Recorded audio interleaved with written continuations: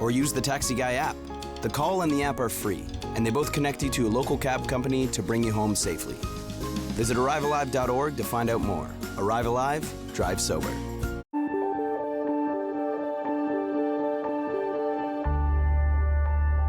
You're watching Rogers TV, Grey County.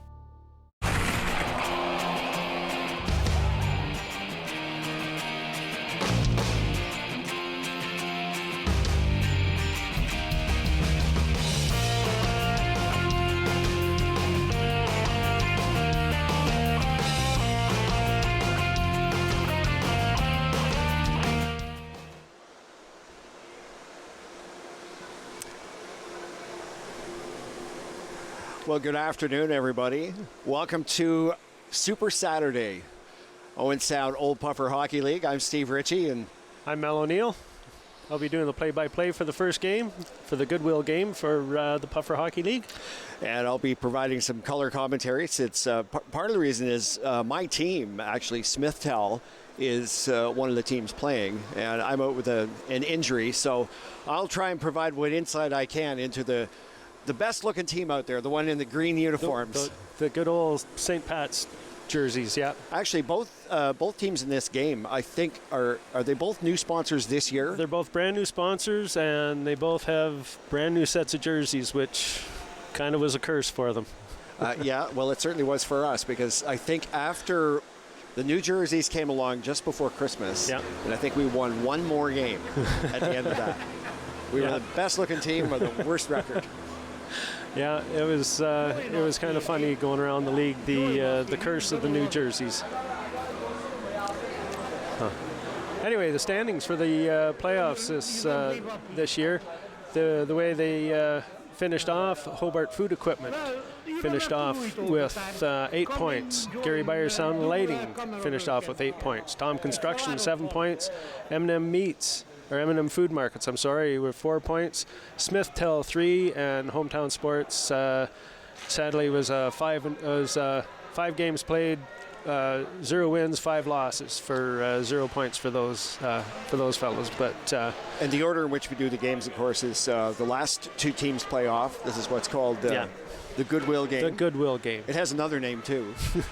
But it's the Goodwill game, and then there's the Consolation Championship. The third place and fourth place team play off, and then the last game is the championship. The championship game. First and second. So teams are on the ice warming up right now. Smithtown Communications, those are my guys. In the green and in the red, that's Hometown Sports. And as Mel said, 2 brand new sponsors to the league. So we really want to thank Smithtown and Hometown Sports for coming on board this year and providing some 2 real good-looking teams. Definitely. Our sponsors, it's not a huge sponsorship dollar-wise, but it means a lot to the guys. It subsidizes our adult recreational hockey in Owen Sound, so that the players don't have to carry the burden of the whole cost of everything. And we should mention, part of the reason that we're on the air today is this is the 40th season, isn't it, of Owen Sound Old Puffer Hockey League. We had a really nice banquet it was a week ago tonight at the Legion. And I thought the organizers, you and Chris Pabluski and all the organizers did a really great job of bringing in a lot of the legacy players. Some of the guys who started the league way back in whatever year that was. I can't do math in my head. So what's that? It was 82-83. 82-83 for the first season, Back then, I wasn't near old enough to play. I'd have been 22 years old when that league started, and it's a 35 and up league. Yeah. And so 40 years this league's been going, and that's a lot of great hockey for what we describe as a semi-competitive hockey league. It's for semi-competitive adult hockey league. Being adult hockey, sadly, it's usually late at night when we play. We don't get ice time until 9 o'clock in the evening. Yeah, 9 o'clock. I guess the late start is 10:15, I think. Yes, this year it was. And that changes sometimes year to year depending on how much minor hockey is before us. We would like to have better times, but minor hockey does take precedence in the city. And we've had a real resurgence a real uptick in girls hockey. And Yeah. they've taken quite a bit of ice time. Not from us. They've taken quite a bit of ice time through the week, and it's good to see.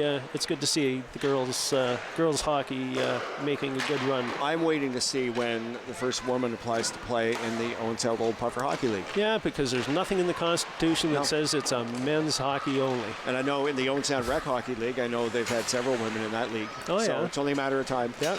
Yep. Yeah. So, yeah, and the first time somebody says I got girls somebody can't in mind. play. I got somebody in mind, by the way. I'm trying to recruit her. And she turns 35 this year, so Is that right? I'm working on her. Yeah. Very Yeah. good. Yeah. So yeah, Smith Telecommunications against Hometown Sports for the Goodwill. The Goodwill Championship. game. The Goodwill game. Yeah. And teams are out there warming up right now, and that's. Who's that? Is that That's- no, that's Donnie that- Points. Graham Harada with his back to you there, number 8. No, that's Billy Smith that's on the screen there right now. Oh, that's yeah. He is the sponsor. That's Bill right. Smith yes. is, yeah. So, There we are. Yeah, I can see that a little better now. And yeah, I want to thank Bill Smith for. He's a great guy in the dressing room too, as everybody is. But Bill, I played summer hockey with Bill. I think this past year, and maybe last year too. I just forget. Brian Streeter, I think, yeah. on screen right now. Very fast, very talented. He's the guy on our team who can. If he's really on, he can go through the team. He's had a lot of hockey experience. He's had a too. lot of hockey experience. University and junior hockey. So Yeah. Yeah. Our goalkeeper, Richard. Richard Noon. Yeah. He's one of the older players in the league. I think he's the only guy on the team older than me. And he has been in the league for quite a few years as well. Yeah. There's nobody left, is there, from the first year? Not from the first year. Doug Elder was on our 35th anniversary. Doug Elder was he played his last Puffer game on the 35th, and he was there for game 1. And I think I was his teammate that year. I know I was his teammate. Not the last year he played, the second last year he played, and then the last year he played, we were on different teams. Yeah. But yeah, Doug Elder, who of course was at the banquet the other night, Yeah, and yeah. he still plays. Oh, Just yeah, not every week. Just not in the not in the league anymore. A little more laid back pickup hockey. Yeah. Yeah. I would have to say, in my experience, this was my 8th year in the league.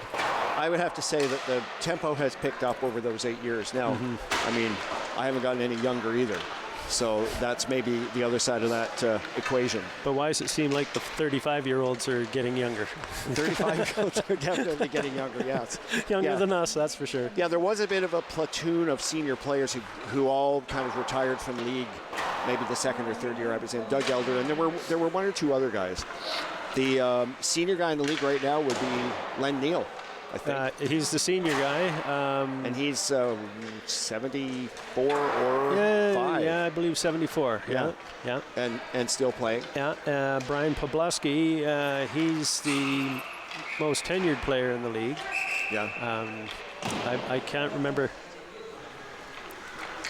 I can't remember just how many years Brian's been in the league, but he actually came in. They have a rule in the Constitution where if a team needs a goaltender, that they can take and bring somebody in younger than 35. And at the time, I guess Brian was 28 or 29 years old, and they just couldn't find anybody that was 30. So they asked Brian to play, and he's been with the league ever since. And like was commented the other night at the banquet, he's played through a lot of pain. He's had shoulder surgery. Yeah, he's and I've compared notes on shoulders. Yeah, yes. he's played through a lot of pain and a lot of bad defensemen. So, and at times I've been one of them.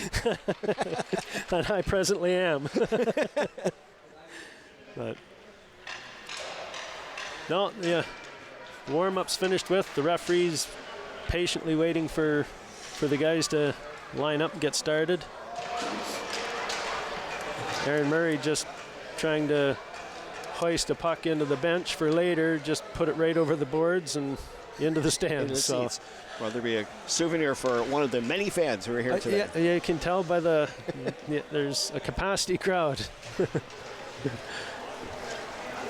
Actually, the one year I was down here, my mom and my wife came down and they did the wave.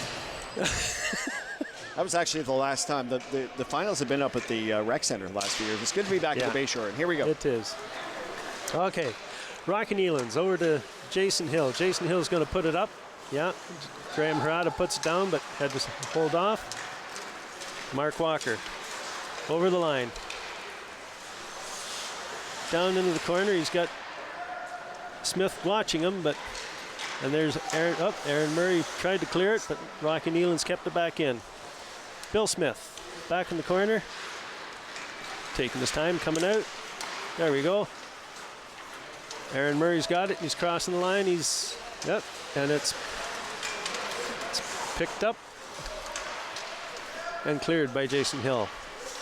Graham Harada, fast little player this guy can be. Good shot, missed the net. Jim Slauson recovers it. Oh, and it's in. Oh, a little misstep by the goalie on that. And Jim Slauson's name's going to be on that goal for tonight.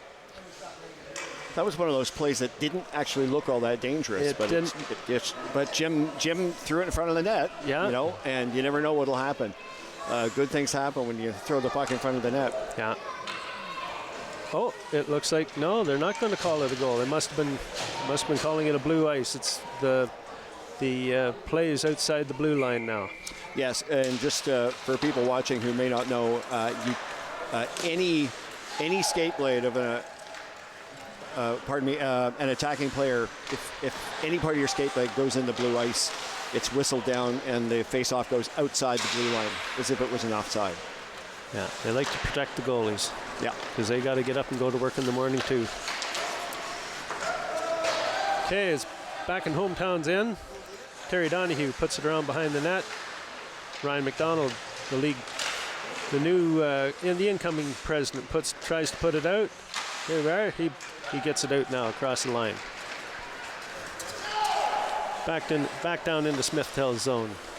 Bill Smith picking it up. Didn't get it out quite out the line. Lane Lemon with the puck now. He's moving it around the other side. Jamie Randolph puts it around behind the net. And here we go. There's Cliff Curtis trying to do something with it. Smith's got it again. Smith, a little bit of a bobble there. Cliff Curtis, a hard guy to play against. He's a big, heavy guy. Yeah, my former next-door neighbor. He is a tough opponent. Oh, no. Then and that misses the net. Joe O'Reilly had a perfect opportunity there and lost it. Yeah, Joe Carter's picking it up. He looked at the sky after that. I think he thought that was a sure goal. And they're offside. Yeah. Joe got a little too far in. Yeah, Cliff Curtis, he's a tough opponent. When you see him coming down your side, he's fast. Not the smoothest skater, but he's fast, really strong on the puck. He's strong as a bull. He's very heavy on his stick. His stick. You try picking his stick up away from the puck, and you've got a job ahead of you. No, if you're in a puck battle with him, you're having a bad day. Graham Harada picks it up behind his own net. Being pestered there, he just dumps it out. Jason Hill is going to shoot it back in. They're offside, waiting for the man to tag up. And here we go, Jim Slauson. Aaron Murray. And Brian Streeter just got back on side in time. Aaron Murray's got it. He's working it. And no. Back out. Len Neal's got it. Tries to clear it, but he doesn't get too far out. Harada picks it up. Harada puts it towards the net. Mark Walker tries to dump it. No, Harada's back on it. Harada crossing the front of the net. Streeter shoots, scores! Brian was exactly in the right place at the right time. That was almost like it was planned. And that was not getting called back. That's a good goal. Well, we can't say I'm displeased. One goal up for there you go. My guys. There you are. I certainly feel a little more detached being up here in the booth, but good to see Green score. Yep.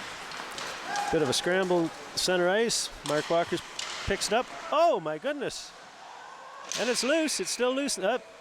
Net's off, and there's bodies in the net in the blue ice. We don't have video review in this game. I thought that went in. I thought that was just over the line, but we're a long ways away. We're right at center ice, so I thought that was over the line. And the referees generally have themselves. Anything, so yeah, nobody complained. No, the referees generally have themselves in pretty good position. There we are. Look at that. It's the replay. No, it's still it looks like it stayed out. The guys in the truck are right on top of that. Cliff Curtis shoots. He hits the crossbar. And there we go. Mark Walker puts one in on the far side. Mark Walker is quite a talented player. I play against him, of course, in this league, but I also play pickup hockey with him on Monday nights in Shallow Lake, often as an opponent. And he is very talented, a great skater, a really great positional player. Yeah, and another first-year player. He and Bill Smith are both first-year players. Richard Noon gloves that one easily. Bills picks it up, tries to dump it out around the boards, doesn't get out there though. Les Fry takes the shot. Donnie Points with it, sends it across center ice, but it's beyond his player. Rocky Nealon's bringing it in. There's Bill Smith putting it around, and it works its way out. Jason Hill is going to trip it back in. You ever notice when Jason takes a shot, not too many guys stand in front of it? Jason has a hard shot. I've been in the way of a few of them. There we go. There's Bill. Bill Smith coming from the defense up, takes a shot. Oh, he misses just short. Donnie Points puts it around behind. And Sean Ellis, bobbles it a bit. Now it's out to Brent England. Brent England's got it. He's hanging on to it. He's going to put it across to Rocky Nealons, who shoots. And it's gloved by Richard Noon. He's going to hang on to it.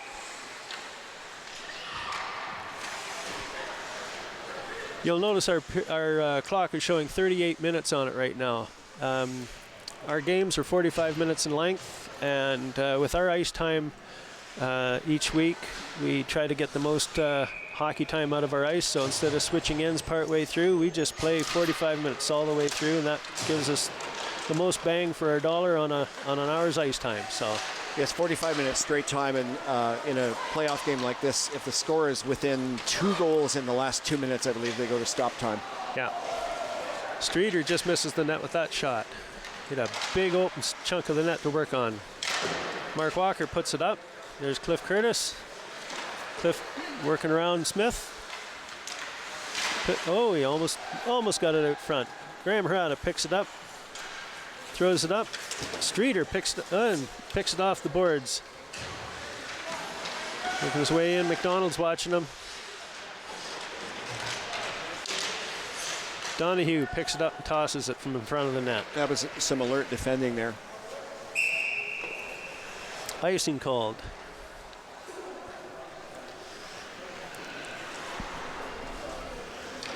Terry Donahue hasn't, the number 8 for hometown, hasn't showed it yet, but he's an immensely fast Very player. fast skater. Yeah. Ian Tilley with the save. Ian Tilley, I would rank as one of the better goalkeepers in this league. Definitely. I know I've played on his team a few times where he single-handedly won us some games. Yeah. And quite a considerably younger too as well. Yeah. Than some of our goalies. Donahue behind the net, being pestered by Harada. He's coming out now on his own. Pass it across. Curtis misses it. No icing called on the icing play. went off there. I think that surprised both teams.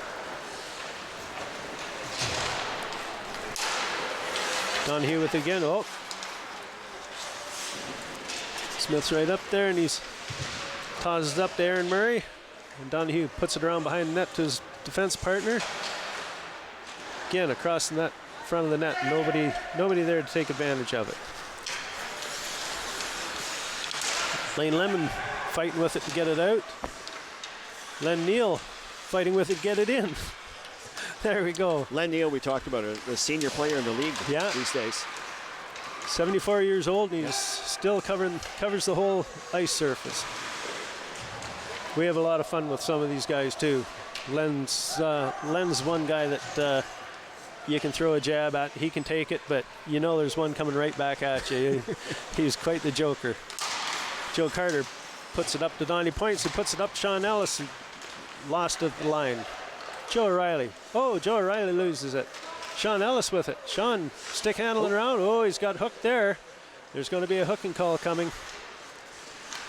Goalie starting out of the net. I don't think he's slowly making his way out, but no. Nealons touches it and negates the play. And I must do that. Oh, I guess it was Rocky Nealons who put him into the hook on Sean Ellis there and just pulled him off the puck a little bit. But a little bit's all it takes. Our referees are fairly lenient on some things. Fairly lenient on some of the penalties, but they call what needs to be called. Yeah, you call. I was just gonna. That's exactly how I was gonna put it. Three because we play straight time. Penalties are 3 minutes. Minor penalties. Although that's not what's on the clock. That's yeah. Yeah, the referees they'll send him back if he tries to come out too early. Joe Carter with the pass out front. Oh, and Lane Lemon had a nice touch on it to get it towards the net. Smith shoots it in front of the net. Oh, passes through a couple of the green jerseys. Back out front until he covers up. He's had enough of that.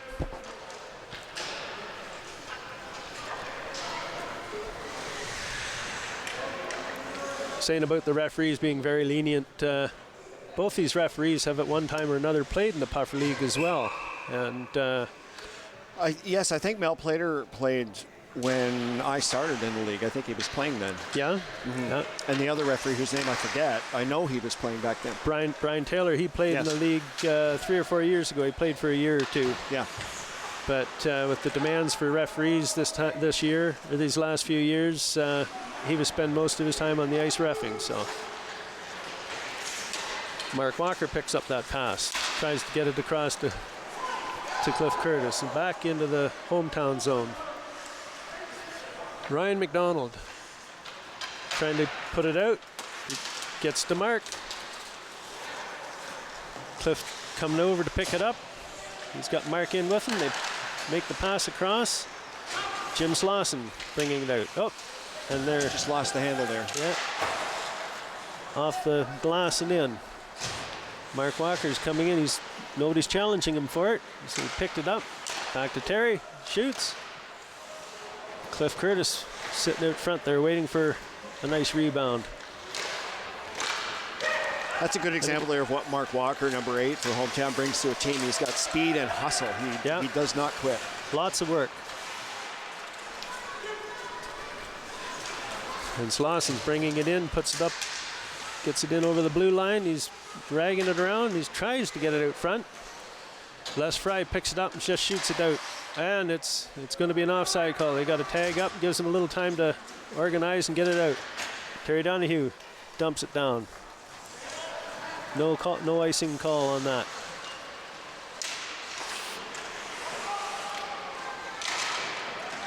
There we go. Mark's back in, putting it back into the end zone. Jim Slauson trying to catch up to it. No, Terry Donahue puts it towards the net, and it's in! An unfortunate move by the goalie. Went in off his skate. I was going to say, I think Richard would probably like to have that back, but that happens now and again. And again, it's what happens when you throw the puck at the net. You never know what's going to happen. You never know what's going to hit. What it's going to hit. So Terry Donahue. Terry Donahue scored that from the point for hometown. Hometown Sports up 2-1 now over Smith Tell. Brent England dumps it into the end zone. Bill Smith puts it up the side. Donnie Points puts it out. It makes it out, but here we go. Brent England and Donnie Points fighting for it against the boards now. Sean Ellis picks it up, puts it up the streeter. Lose it. Couldn't quite get the handle. Couldn't, no. Waiting for tag up. There's Smith back in. Looking for the pass. And Rocky out of the out of the penalty box now, comes right out and picks the puck up. And he's coming in, and he's got a heck of a shot too if he can get it, if he can deliver it.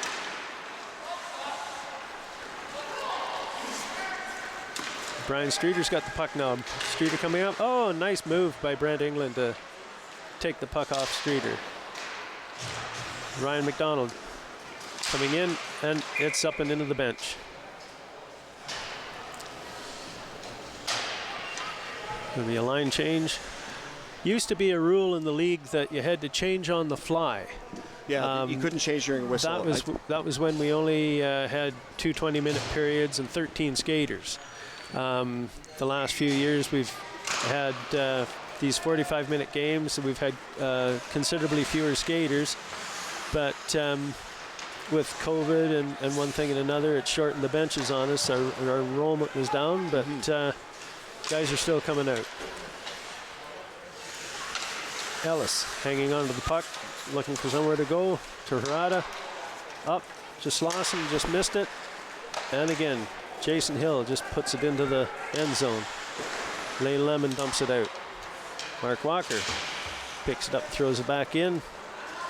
Ooh, Lane missed it in the corner. Now he's got to work to get it around. There we go, around past Curtis. Joe Carter's got it. Joe Carter passes it up. There's Sean Ellis skating after it. And it looks like it's going to be an icing call, yes. And Tilly passing it around to the referee. And again, you'll see the referees each have a puck, so if there's an icing or something like that, the other referee, he's already set up ready to go. So if the teams are on the ice and ready, that it maximizes the ice time. Exactly. The game time. Yep. Terry Donahue puts it towards the front of the net. Graham Harada tries to get it around the back. Smith helps him out. And Aaron Murray picks it up, puts it up to Joe Carter. Carter's coming up. He's got guys coming with him. If he keep his head up, and he can make the shot. Smith once again has it. Takes a shot on net. And there's Aaron Murray taking the shot off that rebound. He did well to get that shot away. He did. It's cleared out. Oh, here we go. Here's the speed of Donahue coming along. Look at him. And it's in. Yes, it's in. Yeah, you saw it. Just speed kills. And Terry just had everybody on their heels in that play. Yeah. He took the initial shot, and picked up his rebound. Very difficult guy, I can tell you, and you would know, yeah, to defend. He just comes at you so quickly. I'm also a defenseman, yes. And he's a hard guy to keep up with. Yeah. Or if he gets behind you, he's a hard guy, really hard guy to catch up to. Yeah. No, you'll never do it. If he's not in front of you, you've already lost.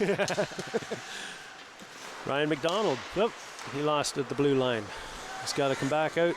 Len Neal, Len fanned on the shot. He was putting it in.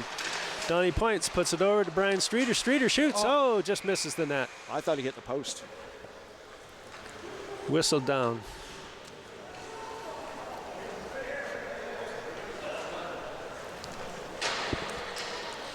Waiting to see. Yeah, they're bringing it outside. The referee indicated that Donnie was in the blue ice. Which means it probably wouldn't have counted anyway. It wouldn't have counted if it had gone in. No, there's Streeter again, fighting for it. Gets it back, puts it back out front. Aaron Murray's got it. Aaron's looking for a man. Shoots it towards the net. Terry Donahue picks it up. He's got Joe O'Reilly there. Joe O'Reilly puts nice pass back over behind the back, and there we go. Les Fry's got it now. It just hit somebody's foot there, and Streeter's got it up to Points. Points puts it across. Nobody there. And Rocky Nealon's knocked it away. Rocky's plan shot out. Didn't work out as well. Joe O'Reilly clears it though for hometown. Graham Harada, another quick little player. Another player who never quits. He's got speed and he never stops. Oh, nifty move by Streeter. Look at this, and he shoots. And it's in. That was an excellent play. Brian Streeter made that happen with that Denny Savard little... That's right, the Savard spinorama. The spinorama. Yeah. And right to Sean Ellis, and Sean Ellis put it in.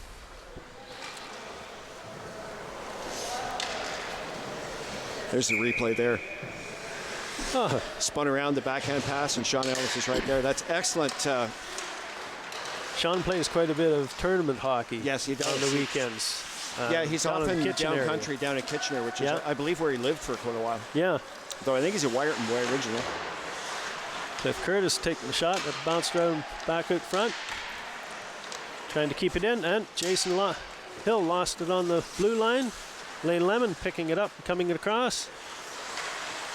Is he gonna shoot? He shoots and scores. Good shot. Right over the shoulder of on the short side. My defense partner for this year, Lane Lemon. Plays better when he doesn't have me out there giving the puck away on him. Well, you got to keep these guys on their toes. They get too cocky if they play too good a game. Smithtown right back in this now, tied up. Just coming up to, I guess, another 2 minutes. We'll be at the halfway point of the game. Yeah. Smithtown, there's Ellis again. Wasn't going to quit. He was. No, Sean Ellis has ready to go. He's got some quickness to him. That can be hard to deal with. Mark Walker trying to dump it in. He's got it across the blue line, but Harada's there with him. Going after Harada. Oh, he knocks the net off. Walker in his attempt to get after Harada knocked the net off the mooring, so they're having that face-off outside the blue line. Graham Harada he doesn't get a lot of goals, but he's somebody I've always liked having on my team, and he's been on my team I think 3 out of the 8 years that I've been in the league, and he just never quits. He can skate. He always hustles. The other thing is he always has a good attitude too. Yeah. Now his dad used to play in the league as well. I didn't know that. Yeah, years ago, and and Ellis has it across the blue line by himself. A nice shot, just shy of hitting that post. And here we go. Here's Jamie Randolph working on it in the corner. Smith got it away from him. Smith looking for somebody to pass to. There's Carter. Carter passes it up to Ellis. Ellis carrying it across. Trying to go around Donahue. Gets the puck back. He's watching. Carter's got it out front. Scramble here. Donahue comes out with it. Off the boards. Out to Walker. Here we go. This is going to be close. Walker's coming in. He's got some space. Good save by Noon. Oh, McDonald dumps it back in. Keeps it in. Pace has picked up here. Les Fry, yes it has. Les Fry tries to put it across, but it ends up on the boards. Jim Slauson working it in the corner. Lane Lemon picking it up. Taking it, there we go. Attempt to put it out. Ellis puts it up to Slauson. McDonald gets it, puts it across to Donahue. Donahue there to Randolph. Randolph's got it, he puts it back off the boards to Donahue. And they're going to take another shot. No, missed the net with that one. Everybody in green just kind of watched that puck. Yeah, Donahue takes another shot. Nooner decides to stop that play. Bill Smith, defenseman for Smithtown. He's a very calm, competent defenseman. Very much so. He's somebody any team would like. He's a smooth skater. He's confident on the puck, doesn't get rattled, and is always in the right place at the right time, it seems. Jason Hill winds up. Misses the net, and it's out. It's coming out. There it goes. Aaron Murray's got it to Streeter. Streeter's going to put it across to Hill again. Oh, and Rocky Nealons nicely breaks that up. An excellent play by Rocky. Cliff Curtis coming across. He's got a guy on the far side with him, a guy behind him. Oh, and there we go. Nealon's got it. Nealon's got a good shot, but he puts it right into the emblem on the jersey. Another defenseman who likes to go with the puck, Rocky Nealons. Definitely. I know when we play against him, I don't know how many times I see him down in our crease area and keep telling him, you're a defenseman, you're supposed to be on the blue line. Smith puts it around, and it's coming out. There we go. Rocky Nealons picks it up. Puts it up the boards to Len Neal. Len Neal tried to get it back to him, but now Streeter's bringing it up on the side, takes a shot. Oh, I almost thought that went in. Oh, we got a little altercation going on. Somebody was trying to tie somebody up, keep them from getting too close to the net, and feelings got hurt. Brian Streeter and Cliff Curtis. But they're both going to the box. They've got 3 minutes now each to cool off. And they're playing 5 aside. The referee indicated 5 players aside. Coincident minors, though. Yeah. Yeah.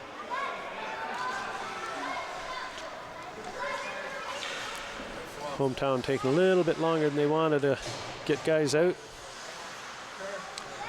Just under 19 and a half minutes to go in the game. Ryan McDonald puts it around on the boards. Harada, look at that. He's scrambling after it, gets it back out in front of the net. Terry Donahue gets it up and cleared. Les Fry gets in over the blue line with it. Again, Smith picks it up out front. Calmly dumps it out right to Joe Carter. Joe's got some help with Donnie Points out front with him. Puts it across and misses everybody. Mark Walker tries to get it out. Green team's prevailing. There, Smith gets it across to Ellis. Ellis, oh, he was putting it back to Harada, but Brent England's stick got in the way. Yes, Brent England with a quick stick got in the way of that pass. Nice little touch to put it out over the zone. Harada fighting with it, gets it up to Smith.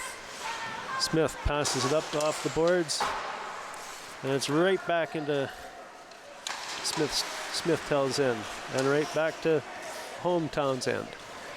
And right back in. They're not playing too bold with each other right now. It's a bit tennis-like right now. Yeah.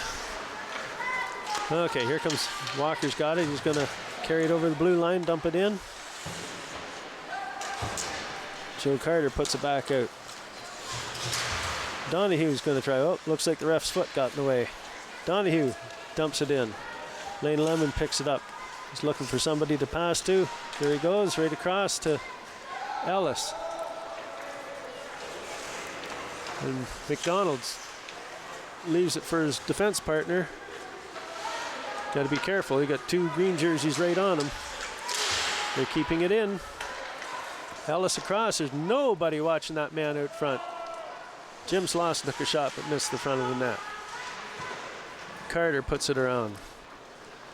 McDonald picks it up. He's going to try to, he's got some speed to him. He's going to pick it up and carry on here a little bit longer. He's going to try to get, he got around him, got around Smith.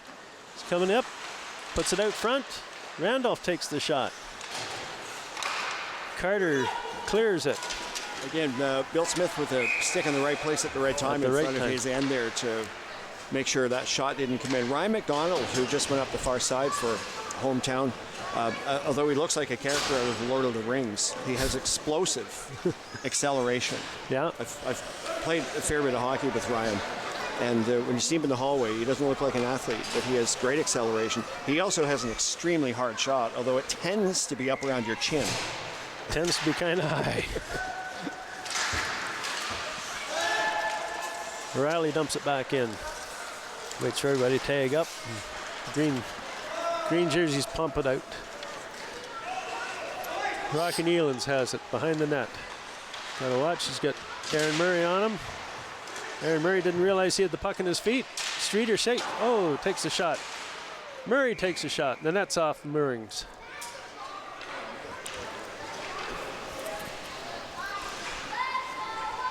Yes, if Brian Streeter had gotten that shot away just a little quicker, and yep. he just handled it for just a second. You're surprised because the goalie a little bit. By that time the defenseman had the stick in front. So. Yeah. A quick shot's more important often than a hard shot. Yeah. Surprise everybody, including the goalie. Except the guy with no shot. Oh, erotic. Oh, it was out. Yeah, they're calling it offside, yeah. Yeah, I thought that came Harada's having words with the referee, just trying to explain to him the rules, but the referee's not buying it. Mel Plater's been a referee for a lot of years. He's not going to take any instruction from from anybody. Harada puts it across to Smith. Smith's going to carry it over the line. Dumps it into the corner.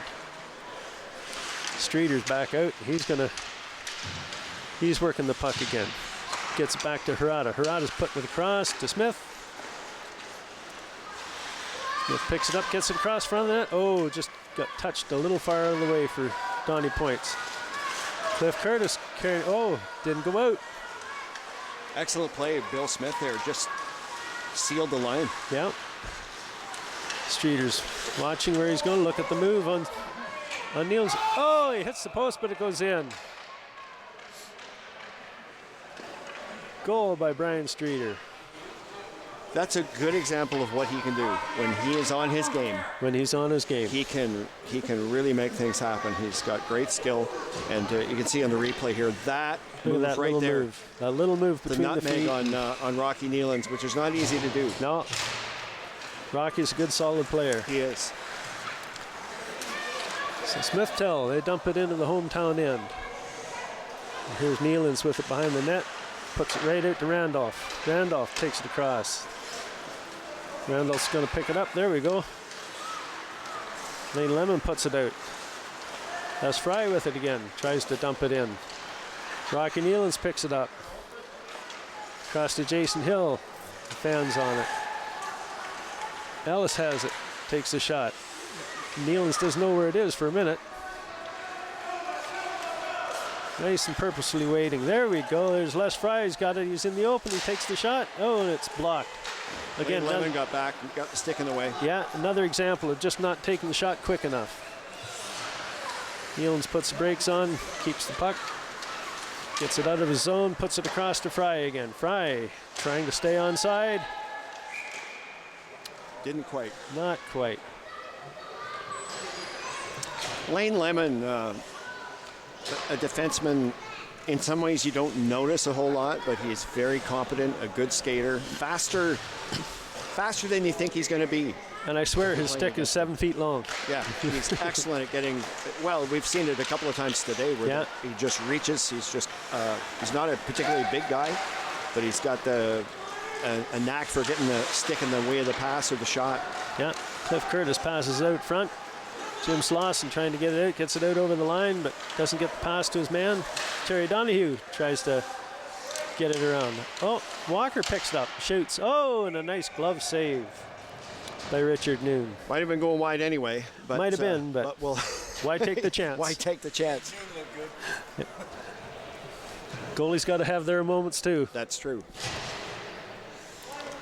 Richard, a longtime veteran of this league. Richard Noon, the goalkeeper for Smith-Tell. Ellis dumps it out. Smith going after it.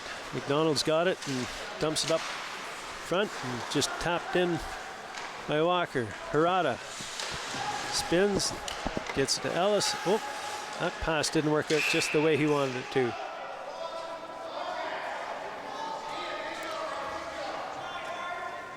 We've got a penalty call. Penalty of some but sort. I didn't see. Looks like an interference call. Is that what it was? Cliff Curtis. Actually, his second of the game. Now, Cliff has to watch because one of the things in this league is 3 minor penalties are a game misconduct, correct? It ejects you for the rest of the game when you get your third one. Yeah, so... he's going to have to... And I don't think a Cliff is getting that many penalties normally. Generally, no. Generally not during the season. You don't see Cliff in the penalty box too often. No. Joe O'Reilly tries to get it out. Harada gets it, throws it to the front of the net. Misses the net. Smith has it. Smith puts it in. Streeter's got it. Streeter controlling the play for a minute. Oh, that almost... Yeah. Blue ice called on the green on Aaron Murray. Fighting for position in front of the net and ended up in the blue ice. They're very strict about that, as they should be. Very careful with our goaltenders. Again, they all have to get up and go to work in the morning generally.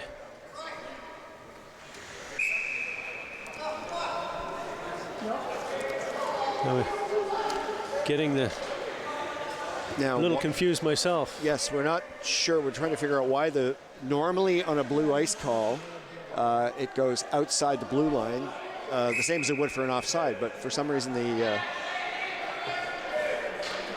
because there's a penalty. We've That's had a why. penalty called. Looks like Lane Lemon called for something, but we didn't see what, and we didn't actually see the call. We thought I thought it was blue ice. Must have been something behind the play.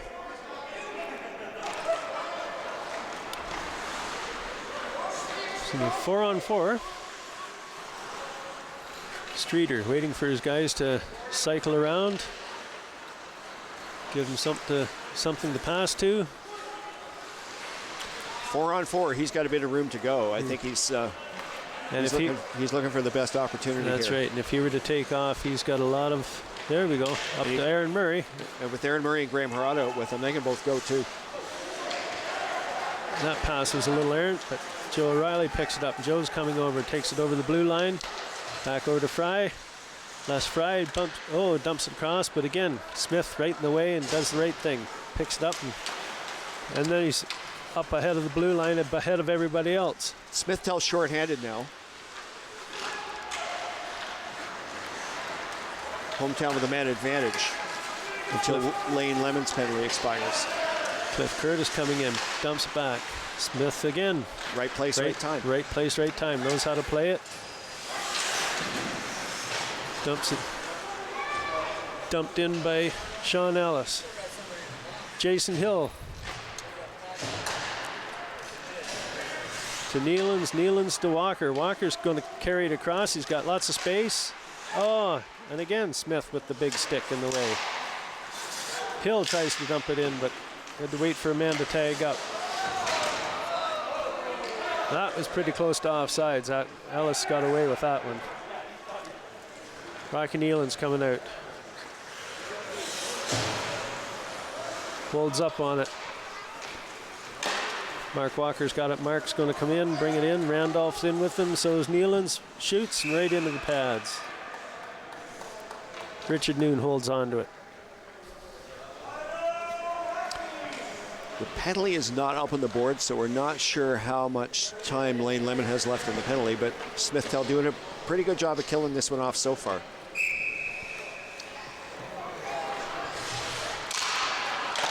Randolph shoots and just misses it. Randolph again. Oh, did Noon get that? Yeah. Referee, I thought the referee was indicating the goal, but he was just pointing that it was under Noon. It was a little ambiguous, yes. I wasn't sure either. Richard was looking for it, and I think the referee was just pointing it out to him where it was. Yeah, just show it. Looking at the replay now, I think, yes, he had it underneath him. I think he wasn't entirely sure. Yeah. Randolph takes another shot. Brent England puts it back to Jason Hill. Jason Hill dumps it in. Streeter has the puck. Penalties expired. Full strength. Rocky waiting for everybody to tag up. Comes in with it. Some nice stick handling. Lane Lemon dumps it out. Gets it out over the line. Sean Ellis trying to keep possession of it. Sean Ellis has it still. Being careful. Doesn't want to throw it away. And does almost just that. Joe Carter picks it up. Joe's coming in, takes the shot, misses the net. Randolph dumps it out, back into the Smith-Tell zone. Graham Harada, he was expecting an icing call, but didn't come. Nice nifty move to keep it away. Starts out, he's going across, he's got it up to Carter. Carter's got Harada coming with him. Harada going hard to the net. Oh! Cliff Curtis gets it out. Joe O'Reilly's got the puck. Picks it up and dumps it in. Goes around the corner. Slauson puts it back to Harada. Harada back up to Slauson. And Carter tries to clear it, but no, McDonald keeps it in. McDonald's got it. He's going to take the shot. Yes. Just out of the reach of Les Fry for the rebound. Ellis dumps it around. Smith picks it up onto Slauson's stick. Slauson's going to skate it up. Skates over it. Taking his time. He's got Smith looking for the pass. And that was dumped out. Aaron Murray's back in. Over the line. He's got Curtis going after him. Cliff Curtis reaching in to bump the puck away from him. McDonald. There's arm up indicating a penalty. And Aaron Murray gets it. McDonald went down hard against the boards in the corner. And Aaron Murray's getting called on the tripping call. So Smithtown up 4-3, 4 minutes, 40 seconds to go, and have to kill off a 3-minute penalty here. So they've got their work cut out for them if they want to maintain this lead. Now you can tell me, because I don't know, Mel, in the case of a tie at the end of regulation, what happens in the finals? Well, we quite often leave. It's happened before. We had one time the consolation championship game came down to a tie, and the referee, we always book extra time, and the referees ask them what they want to do: go to a shootout or go an extra 5-minute period, overtime period. And the guys said, no, let's just shake hands, go in, have a beverage, and call it a day. I think I remember that. Yeah. And we have had games where we've had an overtime period to decide the game. And in puffer hockey, generally an overtime period doesn't last too long. The team will bump their better players up on the line, and here comes Donahue with a nifty move at the line to get in. Ooh, little bobble there. It's a good thing there wasn't a green jersey down to pick that up. And here comes McDonald, carries it in over the line, takes the shot, misses the net. Randolph has it, puts it back in the corner. And where'd that puck go? It's gone out of the... I think it ended up in the bench. It left the... it's up in the bleachers. 3 minutes left in the game. 36 seconds left in the penalty to Smithtown. They're actually killing this off very well. Another one in the bench. Another one in the bench, courtesy of Graham Harada.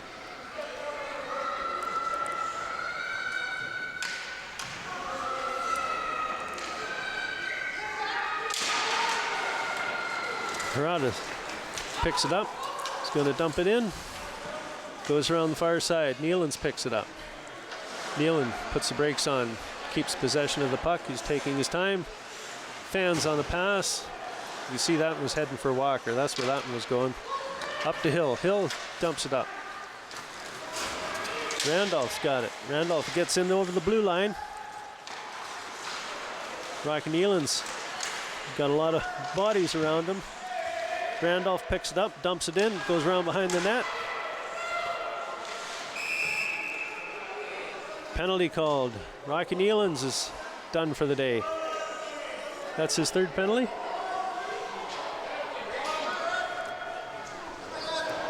I don't think so. I don't think Rocky's had one. Cliff Curtis had a couple. Oh, Cliff Curtis, that's right. I'm sorry.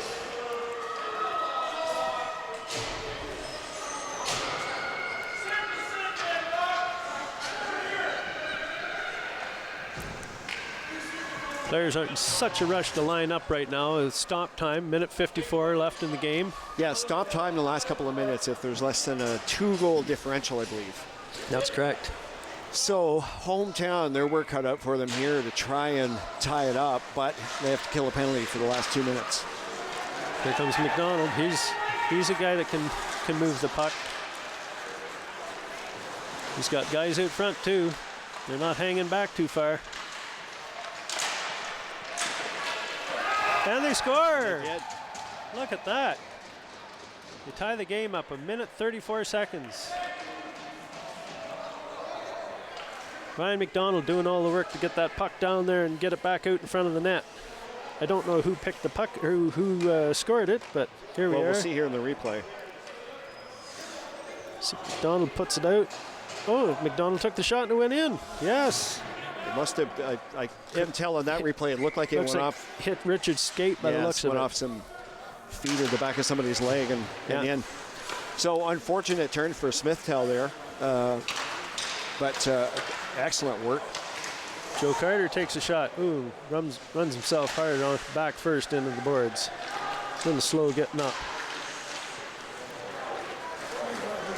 Hometown's got the puck. Puts it out. It's in the Smith-Tell zone, but it's right back. Ellis has it. Ellis working against Donahue. Smith again with the puck. Puts it up and over. Carter's got it. Carter breaks it over the line. He's coming in. He's got men with him.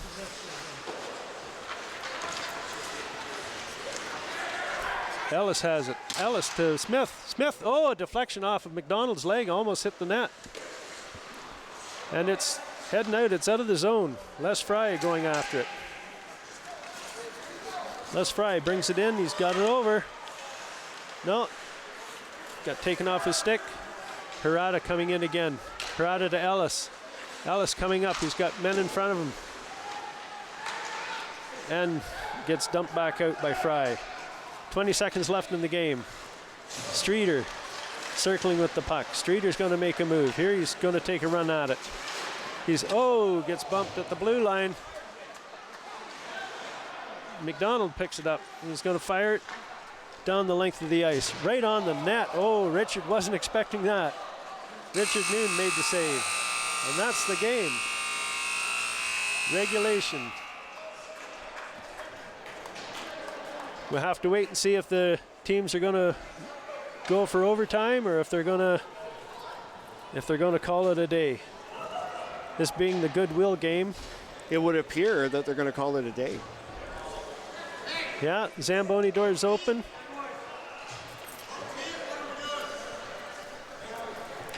They're asking if they're going to go to overtime or I believe the president's down at the boards.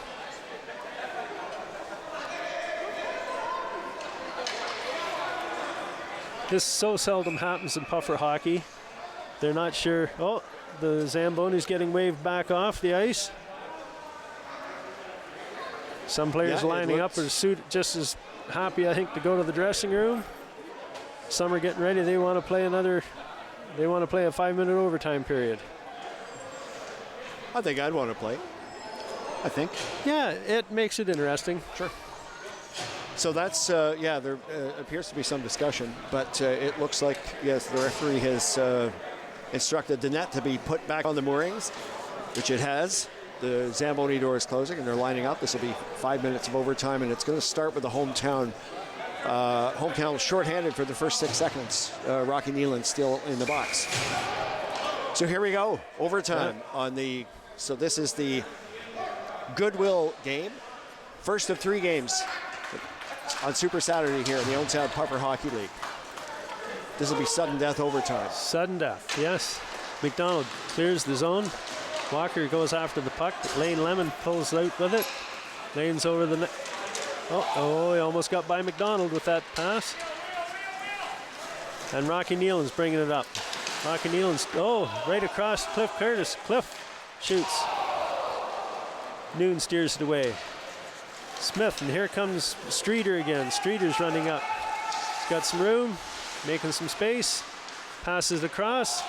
Donnie Point scores! Donnie Point wins the game for Smith-Tell. A great rush there by Brian Streeter, who... And Donnie Point, I'm glad to see that. Yeah, it's good to see Donnie score that goal.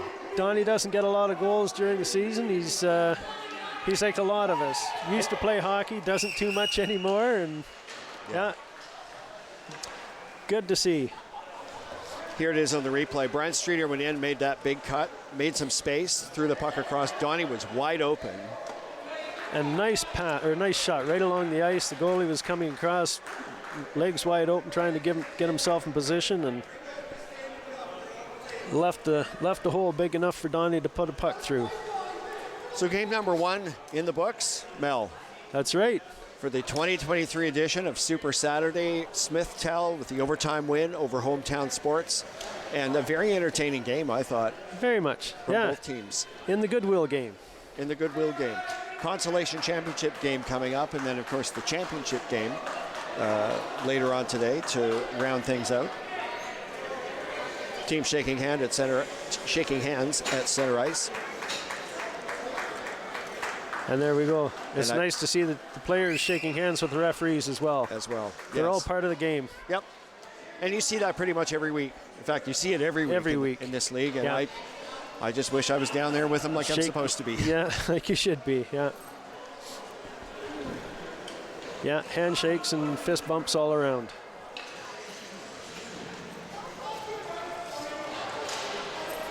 Well, an exciting end. We don't get too many games like that to finish off that way. Yeah. Obviously not in the regular season, because in the regular season, when that buzzer goes, you got to get off because the Zamboni's chasing you off the ice. You shake hands and get off and carry on. Getting ready for the next game. Either. It was, 40 seconds? Yeah. Yeah. 38 seconds of overtime.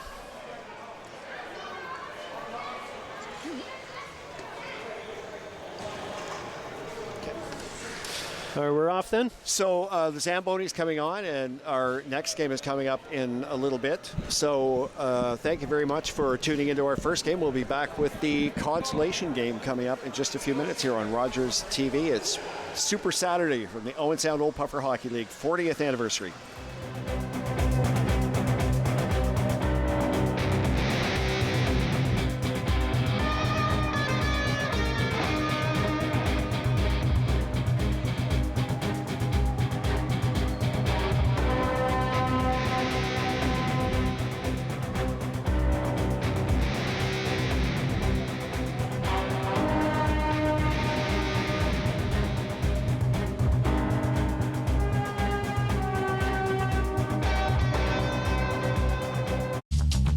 This program is brought to you by Ignite TV.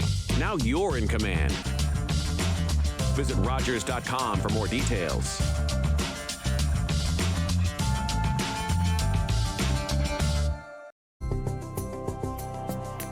It's about sharing and caring. It's about doing and belonging. It's about living life to its fullest.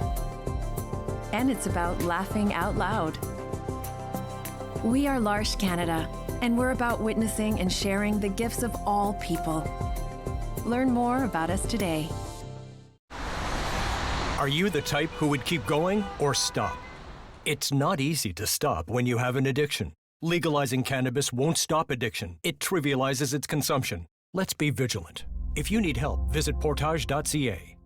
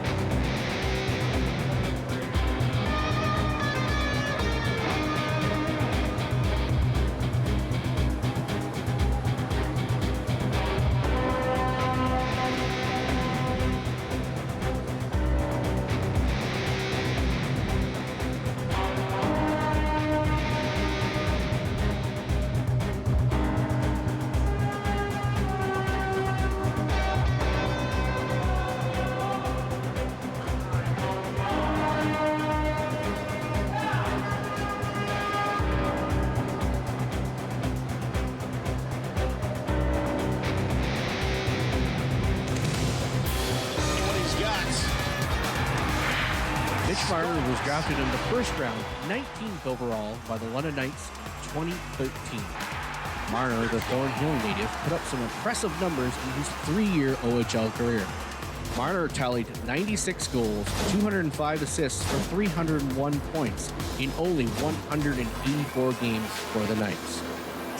Marner had 44 points in 18 games to lead the Knights to the Memorial Cup victory in 2016. Dandy highlight reel goal! Along the way to the Memorial Cup championship, Marner was named the 2016 Wayne Gretzky 99 Award winner, given to the OHL's playoff MVP. And for good measure, was awarded the 2016 Stanford Smythe Trophy, which is given to the Memorial Cup MVP. That is unbelievable. Marner also took home the Ed Chenoweth Trophy for the leading scorer at the 2016 Memorial Cup. What a shot. Wow. In 2016, Marner was also awarded the Jim Mahan Trophy, which is awarded to the OHL's top scoring right winger. Marner also took home the Red Tilson Trophy, given to the OHL's most outstanding player, and the CHL Player of the Year for 2016. Ladies and gentlemen, give that man some hats. Marner was also awarded the Red Tilson Trophy, given to the OHL's most outstanding player, and was named the CHL Player of the Year for 2016. Walking in, scores! What a goal!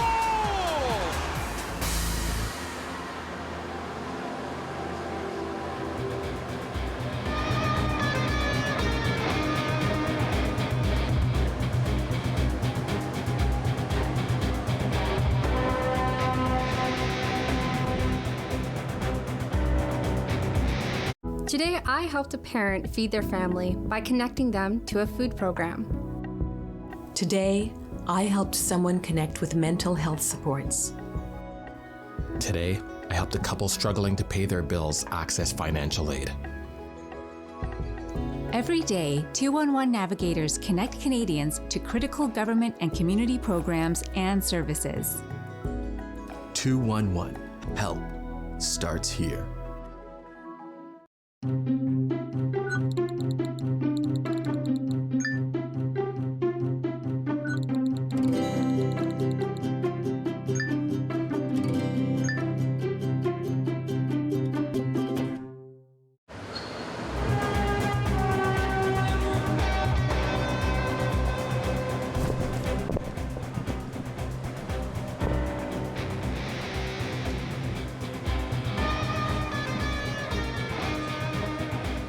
Here we are, Owen Sound Puffer Hockey League, the consolation game here on Rogers TV, and this brings back a few years as Paul Evans has just showed up. I got to get his headset on, see him show how he can talk.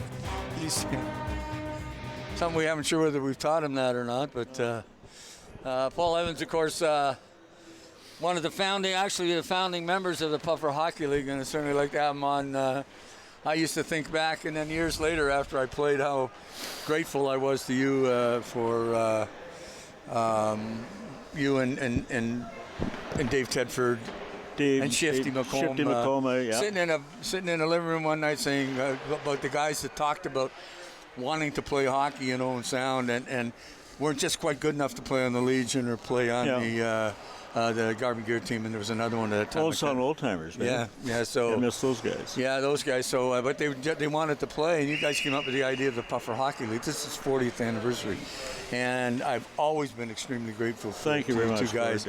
Because it gave me an opportunity to play. Because in the draft, I was lucky to. Yeah, I know. I just thought I'd wear this today. I love it. It is a vintage jacket. It's a Videotown Bruin jacket that somehow or other I managed to keep, and I don't know why it stays in my closet. I don't have the heart to get rid of it. Name on the side, number I used to wear, and no, I remember those days. It was fantastic. I know Jim Hasty at the banquet there on last Saturday night had his on. Yeah, I think Jim's been wearing this a little bit more nerves though. Yeah. So, no, I just kind of kept. I just thought I'd wear it for today. I got another one I think somewhere, but this one means a lot, and we've had some crazy times in the first 10 years of the league, and in its infancy and getting things organized. And you know the cool part is I'm talking to Mel before the game. Things haven't changed much. The draft is still there. They still get the 6 teams together. The sponsorships have changed. Can you remember all 6 sponsors? I got 5. Don't put me on the spot. I do. Yeah. I can't. I don't want to embarrass you. No, you could do that quite easy. No, but I remember going up to the Coliseum with Tedford's team and never not knowing a soul going into the dressing room. And everybody's called me by name. I think you guys set it up and said, well, let's get this guy going. Because they looked at the list and they went, we don't know him, but when he comes in, we will. Of course, because I'm late. You're the heart and soul of the team, buddy. you drove to the net all the time. Well, I don't know about driving to the net. You remember I wasn't that fast. Well, I know. But I didn't want to get in front of you when you're getting going, though. It was pretty cool that one time, yeah. Well, Tackyberry used to hate it when I played.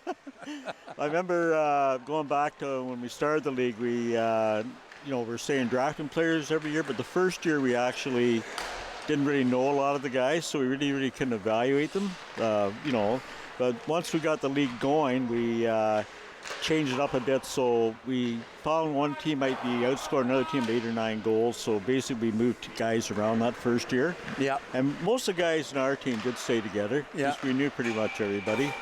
But we did make some changes up, but after that, the ABC rating of the players, we blended them out well together, and it worked out really good. There's no really lopsided stuff going on. No, one year Bruins never won a game, I think, until the playoffs, and then won the whole league championship. Remember that? Yes, So and this format's been with the league from the beginning, where we call it the beer box game, they call it the Goodwill game. Yeah. Oh wow. You know what though? I just got here to see the last period of this the Goodwill game, and those guys are playing really well. It was lots of fun. I see. I don't know what you guys must be training 12 months of the year. They must be. Well, I'm Richard Noon. Richard Noon and Pavlovsky are still playing. And I figured they looked for someplace to park their walkers. I didn't. Because Puffer was telling me earlier he's been in the league 36 years. Yep. Wow. I think Richard Noon's been back for 35. Richard Noon's been in the league as long as I can remember. Sure. So, I understand. Yeah. We're going to get set with the opening face-off center. Well, one thing we're going to be doing though is playing a 25-minute straight time period. So and last 2 minutes, if it's by 1 goal, I think they go stop time. Here's the standings for play last year. We got Hobart Food Equipment and Byers Lighting and Sound that tied 8-8 and with 8 points each, pardon me. Tom Construction, of course, in the tournament. This is what they do at the end of the season. They have a 5-game tournament and they decide who's going to go where. That hasn't changed in 40 years either. So, and then Hometown Sports, you see the stand, and Hometown ended up in the game. I would think probably, Gordy, that this league that's 40 years old is probably one of the longest leagues in Ontario for old-timer hockey. I think it is too. Pretty much it's been from day one, lots of come and gone, but basically, we got always a good support, the sponsors, we appreciate that very much. And just the work that guys like yourself and our past presidents, our people that are running the show now, hats off to them at the banquet there last Saturday night. It was a joyous time. We had a great time, and saw a lot of the old timers I hadn't seen in years. Well, I didn't, for some odd reason, I didn't I was looking for you. Yeah, I was talking to Pub after. I said, if you guys doing that next year, I'll be there. So. You didn't know about anything about it? No, I have Bo's radio. I don't listen to CFS in the morning and hear the advertising. Okay. I should. Hometown boy, eh? Well, there you go. No, I got to listen to the bluegrass in the morning. That's okay. Nothing wrong with that. Everybody's got a way of kicking the start in the day up, eh? But it's so much fun to see Tom Construction still got the same colors. Look at that, that big T on it. Wonder Bruce is playing tonight. Oh, I don't know. So basically, I just wonder what are we in store for this game? This is the consolation final, and okay. Both these teams, of course, finished 3rd, 4th in the division. Oh, so it could be a tight race here. This game should be a lot of fun. Oh, I think so. And that's the whole idea of this league, is something that was really important. Oh, I know. And it's been maintained. I think the camaraderie and the refreshments after the game, the guys being together was probably more important than the actual hockey. And then we did get out and play some hockey, so it was kind of fun to do. And that hasn't changed in 40 years, which is talking to some of the players, and Mel, and Pavlovsky has been around forever since. Oh, for sure, So. Well, I know, like when this is amateur for sure, but I know when you go back to the days where guys playing pro hockey, I've had a few pros that have told me in the past that the difference between a pro hockey and amateurs is the paycheck. That's it. It's the same camaraderie in the dressing room, the same joke lines. It's all the same. It's more one-liners, just having a great time after the game, and it's fun. So that's basically it. So this game is a food market, M&M's Food Market against Tom Construction. And I think there's your lineups right there, Paul. Okay. So they're going to get set and get going in a few minutes. And, of course, the goal is to our left. That's M&M Food Market. Jay Cox will be the starting goaltender. Chris Swillinger will be the Tom Construction goaltender.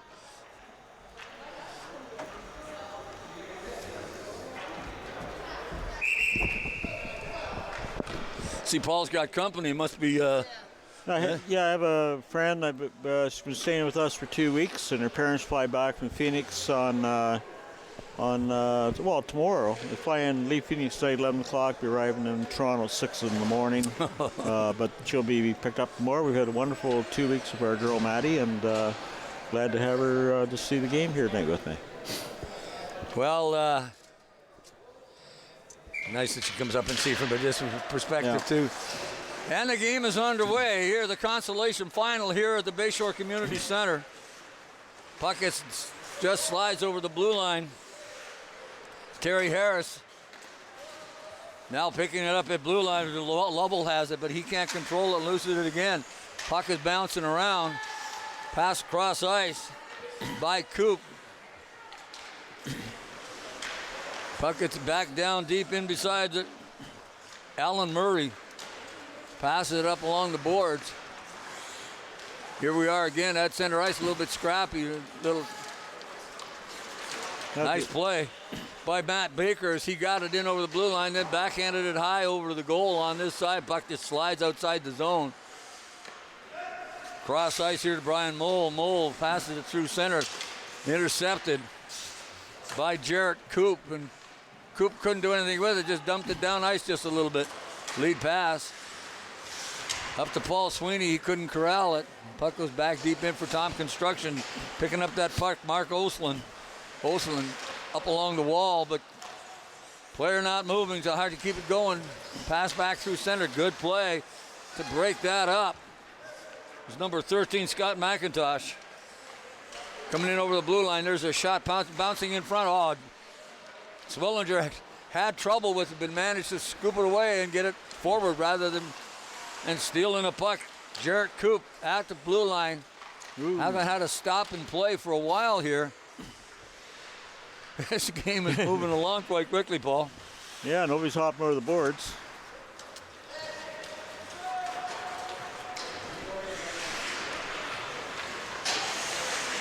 Well, we're looking at straight time for 45 minutes, and if there's a backhand shot, hits the body in front of the net by Mike Kralt. Coming up along the boards, Bosenberry. He fired it into the board, sent it right back out in front. Loose puck, nobody gets it. Paul King has it. Kinger, he just decides to throw it down the wing and does. Paul Sweeney has it.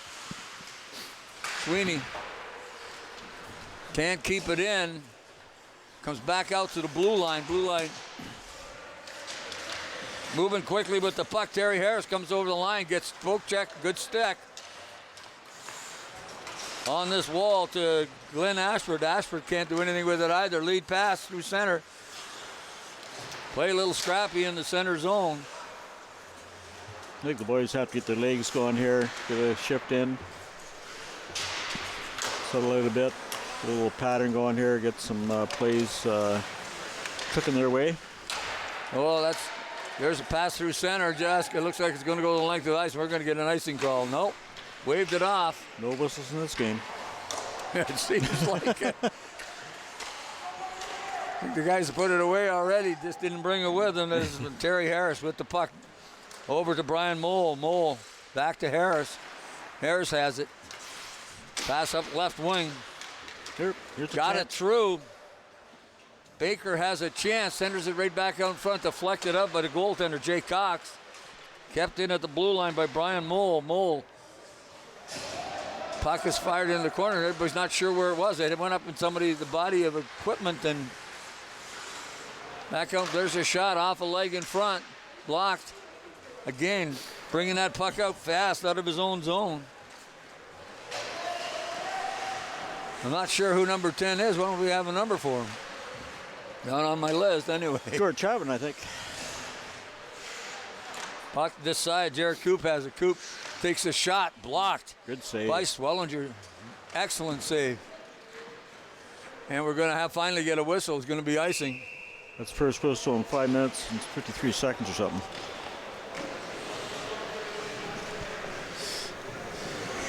Well, true enough. Why don't we just give Tim Harnett number 10? That works for me. Not sure. One time Paul and I would know both of all the players out there, but times change, but the style of play seems to be the same, Paul. Yep. Guys can pass the puck, they can shoot the puck, but legs just don't go as fast. Ooh, there's a guy coming in real good there. Number 3 there. Brian Mole. Absolutely. Just fired up that middle. Brian Mole, tipsy dueling in the corner, passes it back out to the point, gets it out. And Andy Seaman, I think, was number 11. There's a shot in behind the goal. On top of that, Jared Coop. Coop gets poke checked by Derek Cunningham. And he can't keep it in. Coming down the... And that's Rob Elder. Elder tried to dump it in front, but just went off the toe of his stick. In the corner, Mark Osland. Osland has it. Long lead pass to center. Got it right up to Paul Sweeney. Sweeney just slows it down, decides to shoot it. Top of his goal crease, Jay Cox didn't make any trouble with that one. Dumps the puck off.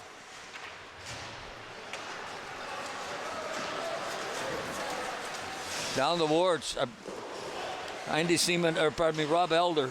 Mike Craig came back there pretty strong to take that play away too. Well, you're going to see these guys. Yeah, he get the blades going pretty good there. Pretty impressed. Oh, there's a nice save there. Very nice. Swellinger squeezes that puck and slows the play down, decides to stop it.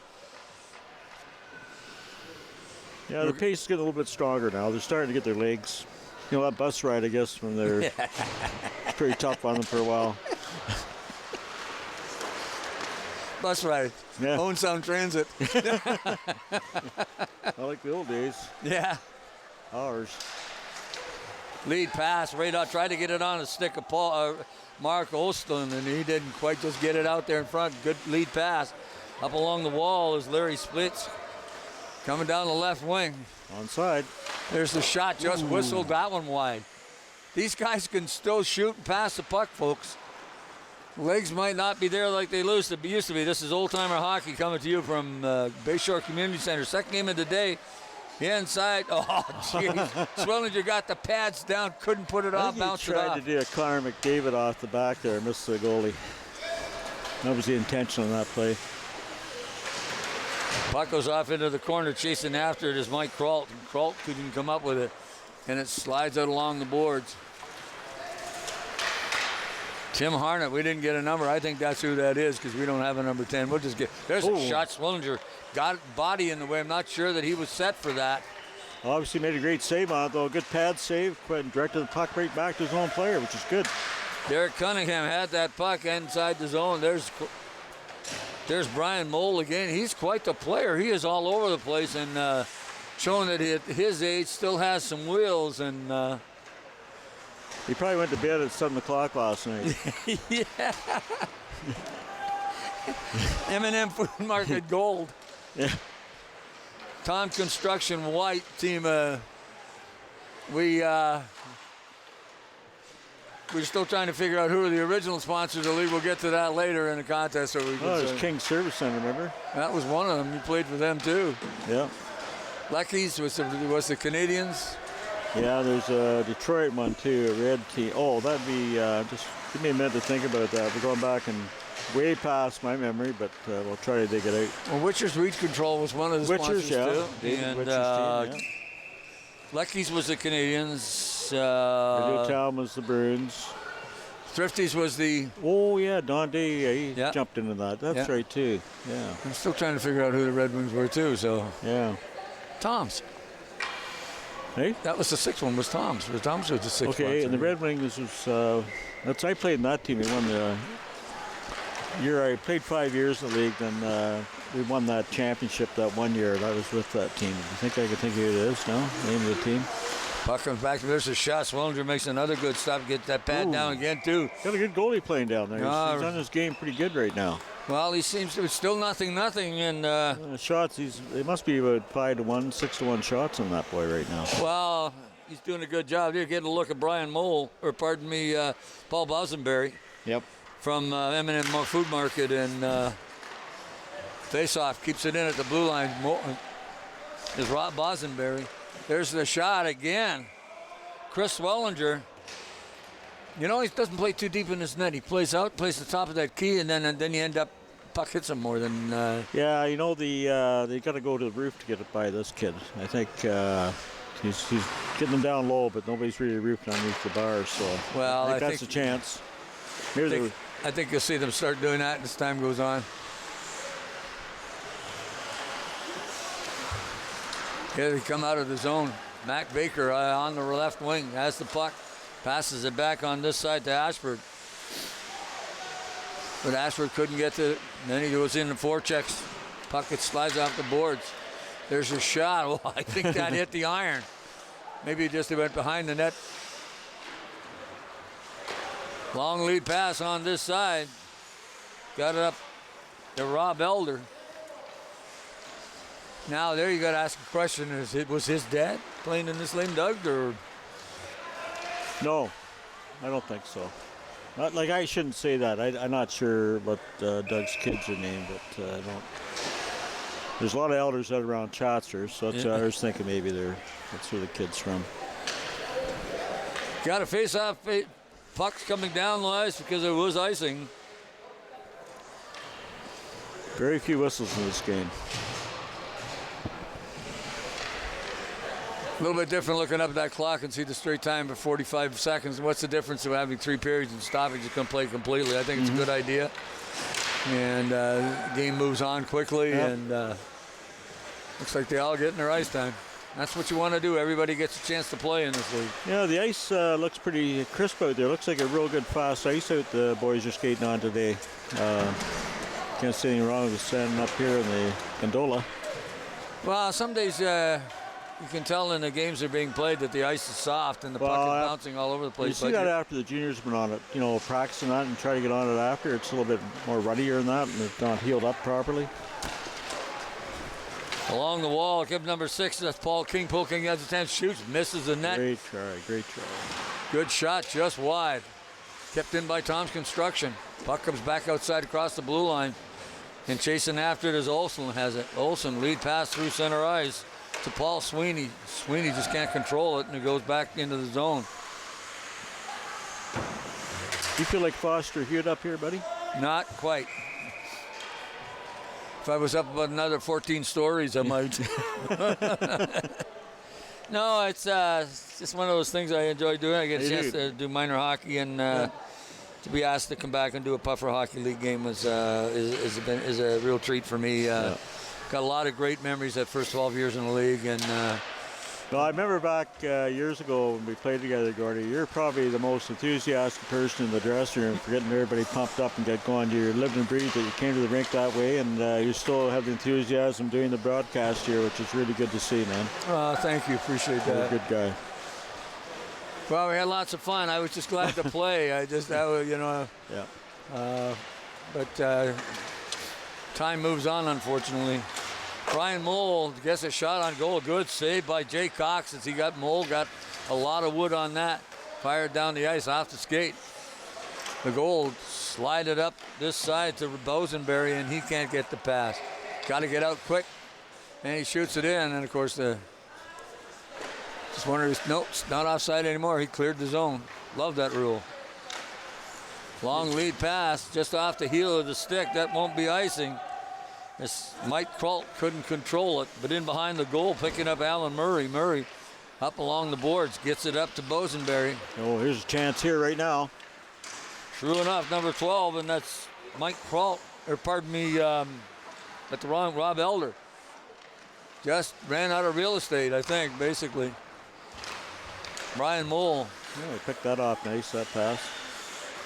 Turning back and to start this out. Doing this cycling. Shot the puck in. Matt Baker just got enough to get rid of it, and he wants to change. Alan Murray in behind his own goal. Up along this wall. Back into cycling that puck, something they're doing it an old timer now. Not sure that that's the way to go. Little back pass. Onto the stick of Paul Sweeney. Sweeney Mole has it. Little doodle. Well, he's cutting in here. Rob Elder's got a chance. Shoots, scores. Nice Elder gets the first goal of the game. Wow, look at that dance he's doing on that stand. Oh boy, that was a heck of a great shot. Well, he dropped his left shoulder and went to the right side. Well, thing that gets to me is was the most exciting thing was the dance after. Yeah. Yeah. Oh, maybe he's heading out to party tonight. Who knows? Now you're watching on Rogers replay. You're going to hear, you see him in on goal. Like you say, he dropped that shoulder, and then you're going to watch him. Yep. Here we go. Yep, there it is. Yep. Big grin on his face. Yeah. Supposed to be home practice that in front of the mirror, I think. Well, the scoreboard shows 2-0. I only remember one going in, but that's okay. Well, you got to get a guy. Well, maybe it's weird. Maybe they're going by 2s. No, I never thought of that. No, there we go. It's been corrected. 1-0. Again, down to the side. Karup has a chance. Karup, nice stop by Swellinger's got the big paddle down in front. Swellinger again covering the puck. And got a penalty coming up? I don't think so. I just stopped. I thought maybe for hooking, maybe? Yeah, they are calling a penalty. Yeah, hooking it is. Maybe caught that one. Trying to catch a number to see who that's heading to the penalty box. Probably the most penalized player of the year, is it? Well, who knows? You never know. Mark Osland heading to the box with Food Market on the power play. Ooh. Whoa! That hit something in front or somebody in front of the net. I think number 10 there are... Tim Harnett, I think that's who that is. It went off his helmet. Well, it changed direction, hit the crossbar too, and went down into the net. No, but I watched the replay here, and believe that shot was deflected, went off his helmet, and he was just skating in front of the net. He's just so excited about that. I get a little ahead of the game.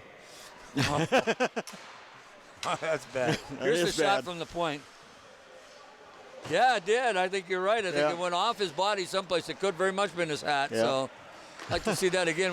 There's a shot again on goal. Swellinger makes the save. 2-0 right now. I believe the penalty is over because unless they don't they must know that goal is going to come. They spotted that goal even before it was scored, remember? Yes. It was 2-0 there. Yeah, you're right. Someone's got ESP here, I think.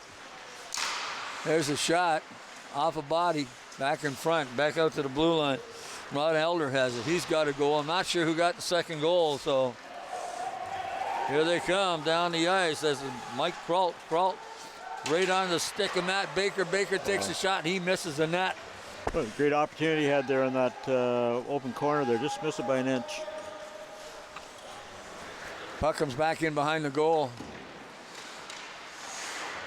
And then right on top of that is Rob Elder. Elder stops. Too much wind going by him there. Knocked him right in his buns. Probably, but I wouldn't tell him that. So lost his footing and ended up. Oh, okay. Digging down the ice, Mike Kraut into the goal crease and just putting his big mitt on Jay Cox. Cox has been pretty tight this first half of this game. We've got almost playing a 45-minute straight time period. And it just saves stopping the game to change up and change ends. You just play the same way, and that's just a quick way to do it. And I kind of like it. I think it's a good way to do a game. For old-timer hockey, you're still going to play the same 45 minutes.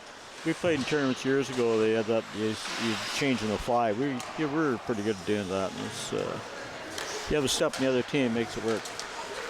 Mole has it. Coming in through. There's a shot. He just whistles that wide.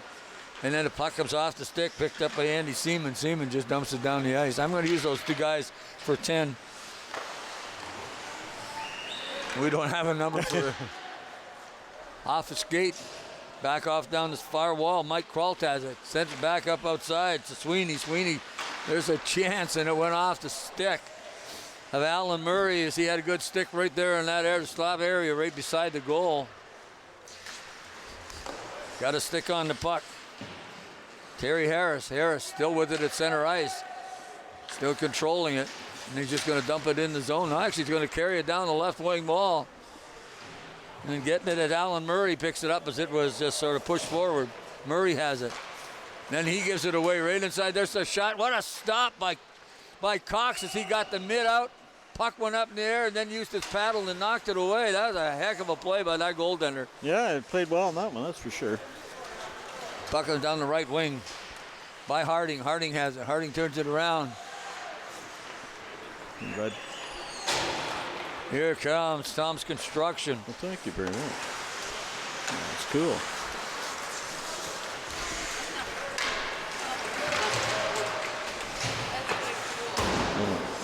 Puck comes back on this side. Paul King. Puck batted up the wall. Picture of it here. Up here. Look. So.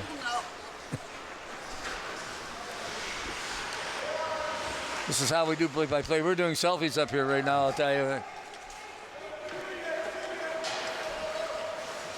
Down the ice with that puck is Larry Spizek, pardon me. Sorry, I got that incorrect. I apologize. Chasing the puck down, Spizek in the corner. Trying to get it centered up, but end up with Tom on Tom Construction stick. They just dump it out. Could be icing. Looks like it, yeah, yep. They're going to call icing. Now the boys can change the regular way right now. No jumping over, get the lines fresh, get them out there. Well, the whole thing is do it quickly because the time's running. That sort of thing with straight time used to bother me when we were playing. We didn't play stop time. You know, let's move it quickly. Let's get out there. Let's get playing. So, but there were some great players that have played in the Puffer Hockey League and over the years. Paul, Dave Tedford, Larry Tackerberry. You can go down the list of them, and you're going to leave somebody out. Guys that spent a lot of time putting this league together. Yeah, Jimmy Brunick, in the first year we had the league, he won the scoring title. Yeah. Shifty played in it. Yeah. Graham Waite, Harold Sutherland, Vic Arthur, there's a whole bunch of them played there. Ton of guys that played in this league. They played, and Barney Robbins played in the league. Alex McNeil, Cap McNeil. There's a whole bunch of people that played. It was pretty good. Everybody came and rallied up and wanted to be in the league to help support it. And get it well, the guys that came to play, like myself, like Bob King, he's never played organized hockey for years and sponsored a team that came out and played, and we enjoyed it. He was a great sponsor, great guy.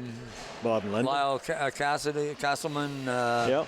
We could go down a list of guys that played this league 40 years ago that set the stage, and it's still going. And I still think that, again, I said before the game how so many of us were so grateful that you guys came up with this great idea, and it's still going. So always will be very, very grateful, very, very pleased, and just the fact that you get a chance to play with the both of you too. Yeah, remind me at we have our break there. I'll tell you the people about how that league came about way back, where the idea I got, where it came from.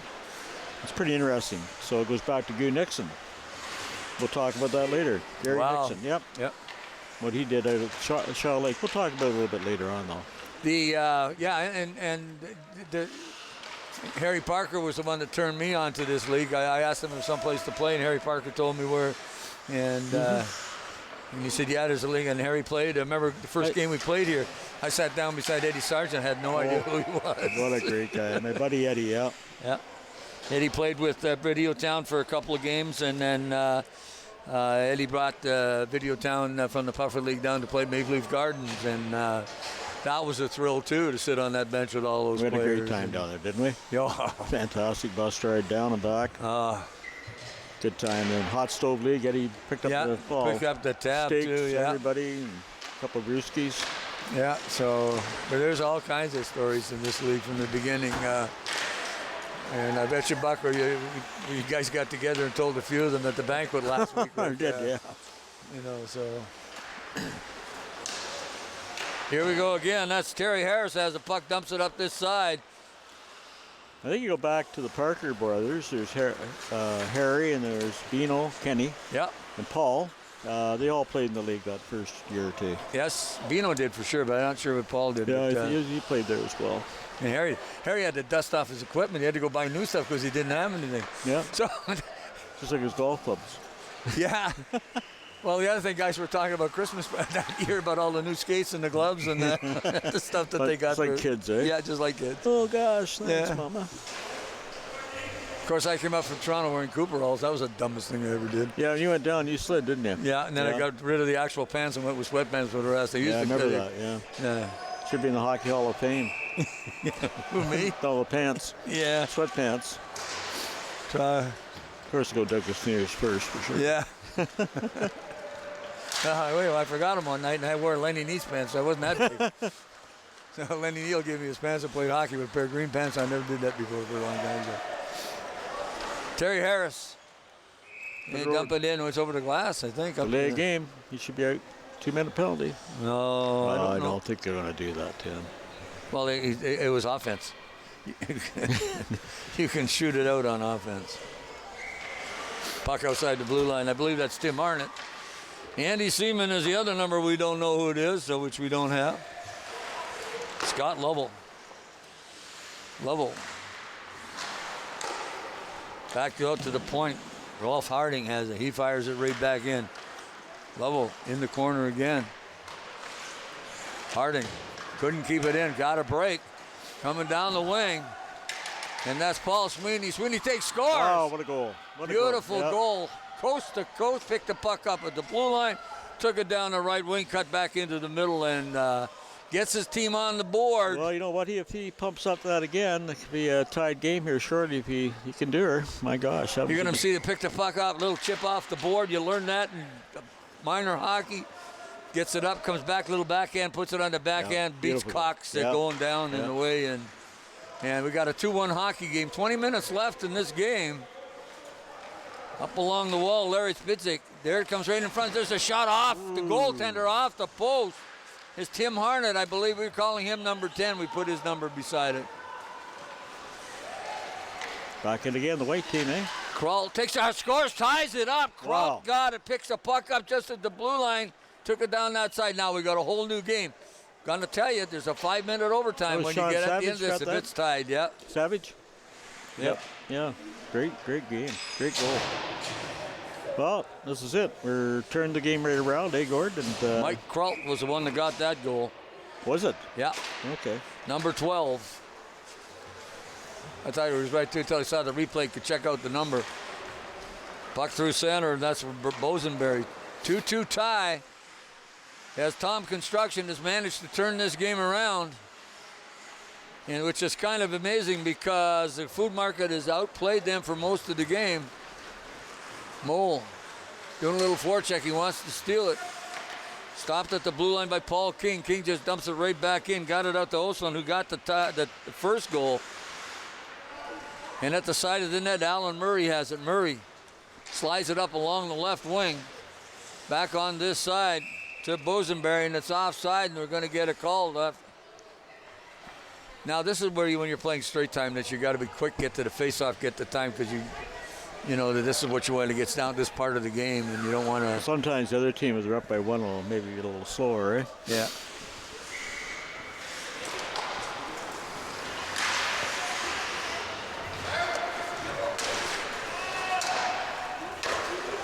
Food Market have the puck. Don't turn it inside. There comes a move by Coop. Coop got it in on goal, but couldn't get the shot away. Somebody got a good stick. Old-timer hockey. You could just catch the number in the back. I believe it was Mole. He's looking for somebody in the slot there, too. There's nobody with him, unfortunately. Puck back in the zone and then passed right up to Coop on the wall. Coop tried to get it into Bosenberry. Just missed him with the pass. Turning back up ice, Paul King has it down the left wing. King has nobody with him, just fires it.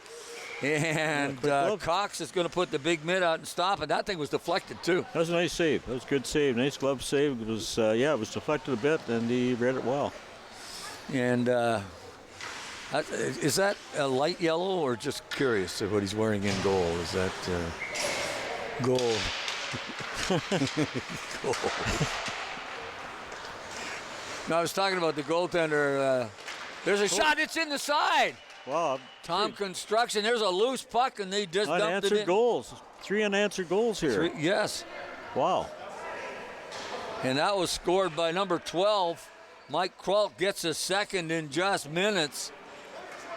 I think somebody must have gone to that bench over there and dropped a bonus or something there for them. Well, that puck coming around the side of the net, went in behind, and then Kralt just picked it up. Yeah, it was goaltender lost track of it, Jay Cox. Otherwise, he would have got across it. Didn't. There's a puck that's going to go down the ice, but could have been kicked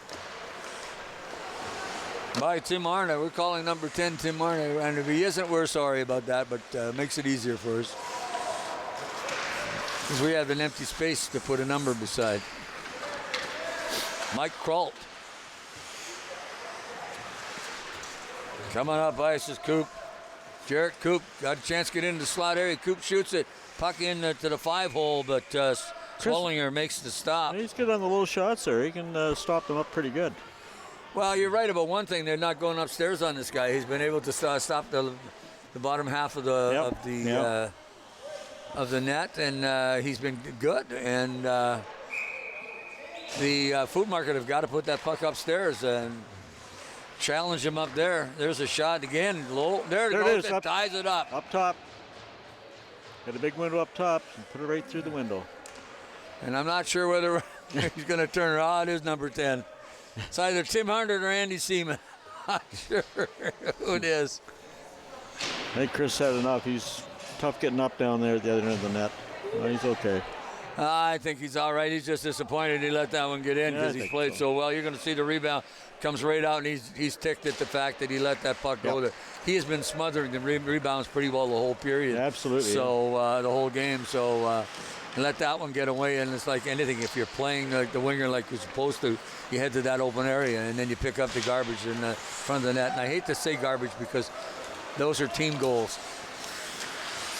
A lot of those garbage goals win a lot of games, so I'll tell you that. Oh, I know. It's but you're right. It's a team effort, and but boy, if some of these players get in the front of the net, they could turn the game around real quick with a deflection. Yeah, that and the loose puck and picking up the garbage, like we talked about, and it's not. We use that expression. Boy, that was a nice try going in there. Mole gets the puck out of the zone, up along the wall, tried to get it up to Paul King. King couldn't handle it, and then down the wing, there's a long shot bouncing. Whoa, there's a rebound again. Nobody there, but picking up the puck was Terry Harris, and Harris dumps it down the ice. Puffer Hockey here on Rogers TV. Mole stops it at the blue line, twists and turns, and finally gets away. Kid still got some spark in those skates. Oh, just getting a piece of that was Cox to steer it wide. At the blue line, Paul King, he shoots it in, and Cox had to be good again, but that puck was bouncing around, and then finally he smothered it with that big glove. So 3-3 tie, 13 minutes remaining in this contest. Paul Evans, Gord Chapman bringing the game this afternoon. It's a thrill to be in the booth with Paul. Likewise, Gordy. I haven't seen him for a while, and glad to still see that you're breathing. Yeah. I was kind of curious you weren't showing up. I was wondering where you parked your walker, but that's okay. Didn't want to. I'm here, big guy. I think I'm older than you are. I think so. Oh, I don't think so. There's a block. Here's a chance. 2 on 1. 2 on 1. You're right. Oh, nice stick. Yeah, picked it right good. Going to be offside as Glenn Ashford cleared the puck off the stick. We're not getting any breaks for any commercial breaks. What's going on here? Well, we... no red lights to come on at all? Well, you haven't sponsored any time. But the one thing I will say, though, is if you take a look out on the ice and you see these teams that have got logos and whatnot on their back, on their front, our local businesses that sponsor not only our teams for the Puffer Hockey League, but also for minor hockey, and, of course, too, local business getting behind the attack. There's a nice skate save there by Chris there and net there, Sheshinker. Swellinger has played so well. There's another shot. Swellinger's going to put the glove on. And getting back to about the sponsorship and Tom Construction, Eminent Food Market, Smith Telka Green, Hometown Sports, new business in town. Yes, sir. Folks, buy local. I mean, it's okay to buy the big stores and stuff like that, but these guys are the ones that are heart and soul of your community, so support local business. Sometimes you may pay $1, maybe more, but still, again, too, you're supporting local businesses, and I know that these teams out here appreciate the fact that these people have taken the time to buy them jerseys and spend a little money to keep them playing and keep the cost of the ice time down. And we really do appreciate the support. Food Market with the puck in the zone. Passes back out here to the point to Murray. Murray having a look. Great shot. Great save there, eh, Gord? Swellinger's been good, but had trouble again with a rebound. Got to watch the rebound. Yep. These guys are going to score. They got to put it upstairs on him. There's another shot, another rebound. He's going to have to control his puck in the last 10 minutes of this game, or he's going to give up something he doesn't want to give up, because the food market have figured out what to do with that. I bet you he's had close to 30 shots for sure. Well, that's your job. You're supposed to keep track of shots. I did, yeah, 28. 28. Close to 30. I never thought I could even count that high. Puck goes down in behind the net, chasing after it, Alan Murray. Murray has it. Murray up along the wall, and then nice play as he stole that, as that pass was set for somebody wide open in front. Jarrett Coop, there's a nice goal. Beauty. Set up by Coop as he got that puck across. I believe it was number 14, Larry Spitzik, that got that pass, and boy, was right on the tape, and he's going, what else do you expect me to do? So that's why he's getting the big bucks. Yep. Now that's the first, and there's a pass. Look at that, right on the stick. Yep. Little back pass. Bang. And number 4, Scott Lovell, and Lovell didn't waste any time putting that puck right on 3 feet off the ice and went over his shoulder, and he's on down there. Bang, bang. But that's what we were talking about. We were saying about they got to go upstairs on him, and that was a good goal. Yep. They figured it out. Food Market up 4-3. Time winding down here in this game. A little over 9 minutes to play. We have a championship game coming up after this, apparently, eh? Oh, yeah, this is the biggie. Well, look forward to that. Well, I got a date with Pavlovsky for a beer. He's going to buy me one after the game. So they're right on the goal. Mole just about had a chance, couldn't put it away as it was knocked off his stick. Larry Spitzik. Or pardon me, Terry Harris. Spitzik just scored a beautiful goal. Harnett into the slot, just tipped off. Here they come again. Tom Construction down by 1, down the left wing. Mike Krolt. Krolt's got 2. Krolt looking for some help. As Ashford's trailing Trapsford in front of the net, then he gets it stolen. And coming up ice is number 8, Jared Coop. Coop set the last one up. There he's going upstairs. That was high and wide, but that's the idea.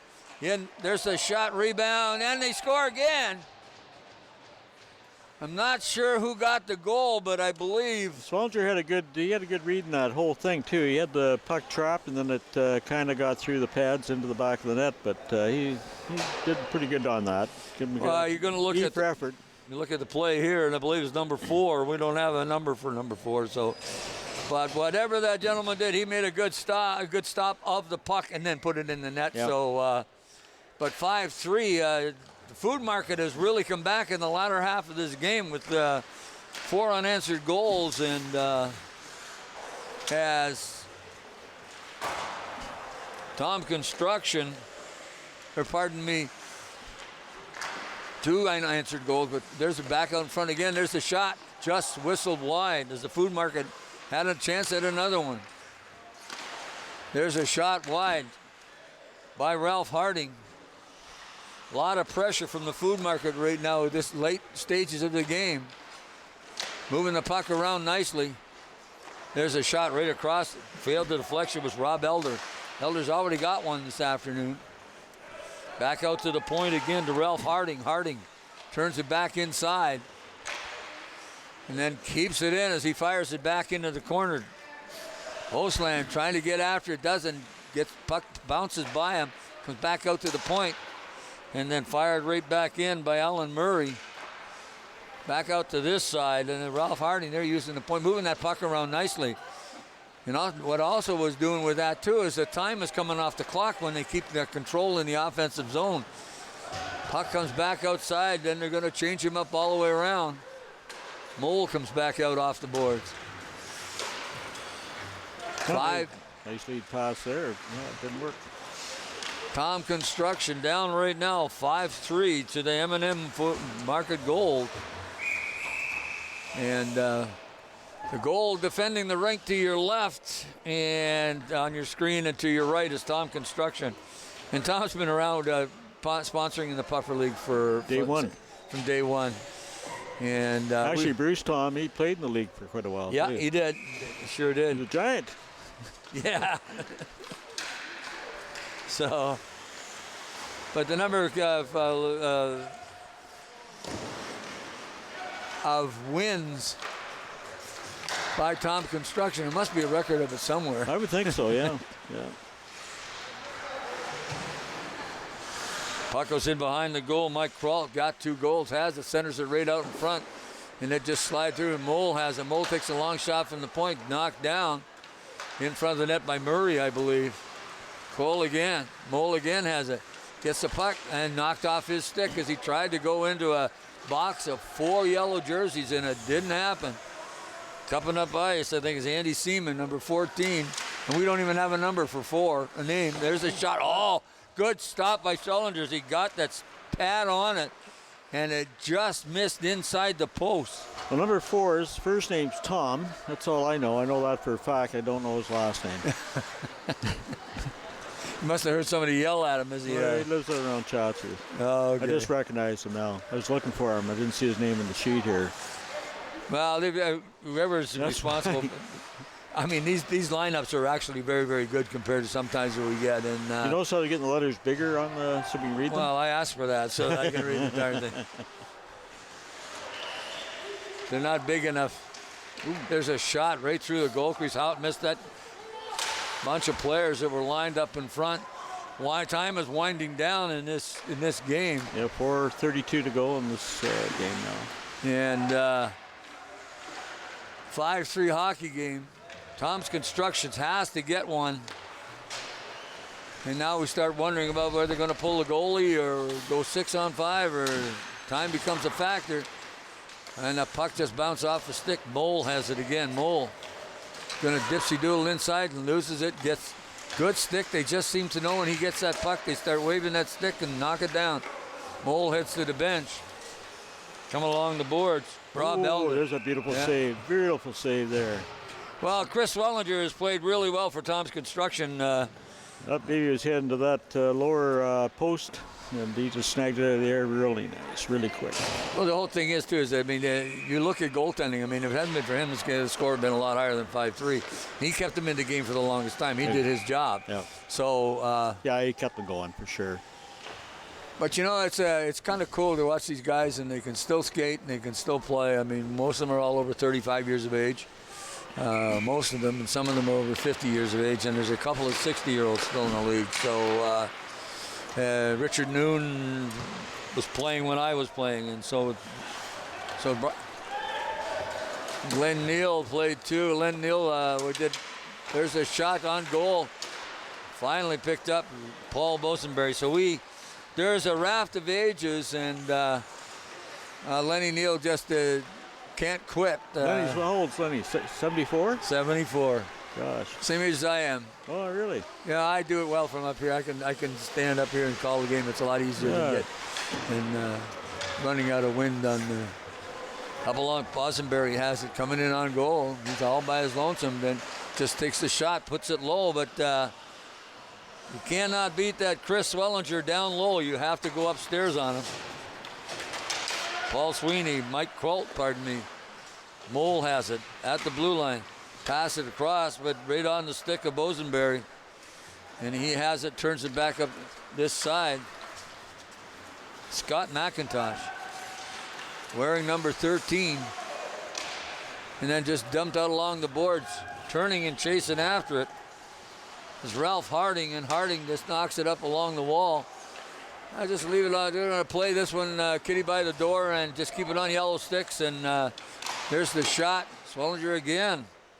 Had to make the save, gets a whistle. And now we're into stop time. Last 2 minutes of the 45-minute game. I know some of you folks that might be watching, usually a hockey game are periods of 15 or 20 minutes, which OHL and whatnot. Puffer League has decided to go with a 45-minute game. It's the same amount of time being played, except you just do it continuously. Swellinger makes another big stop. Puck gets knocked into the corner by Spidzak, who got a big goal. He's got the winner right now. He's got that 4th goal. Puck on this side, gets it back out to Ralph Harding. Another great save by Schlesinger. Well, he's been he's kept them in the game because, like you said, there's been a ton of rubber being thrown at him today. And that's probably one of the, and then he stops the puck at that pad right against the post. 1:22 remaining. They can't get the puck out of their own zone. You want to get the puck down the ice to get the goaltender out, get 6 attackers on. At least that's the only chance with 1:20 remaining. Second game, the consolation game, Puffer Hockey Championships here on Super Saturday. What I heard Super they called Saturday. It. Super Saturday. Wow. Championship Saturday. Wow, I like that. We had a rookie today do a game play-by-play. Did a heck of a job, and I'll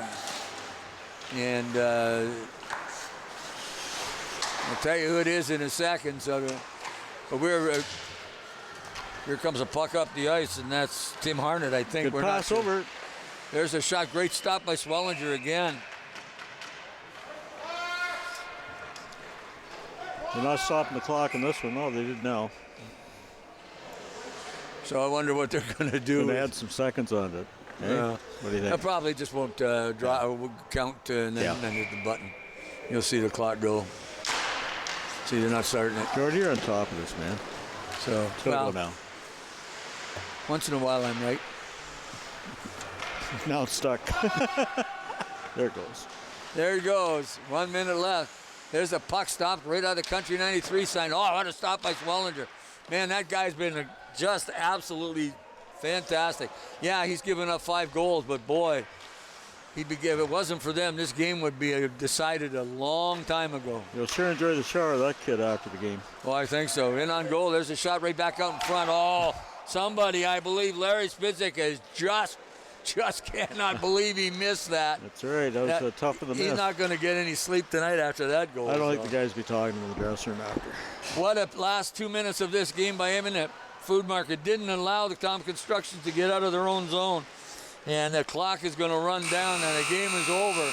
Wow. And that's the way you play the last 2 minutes of a game and not allow the goaltender out. 5-3, the Food Market on Rogers TV. I'll tell you,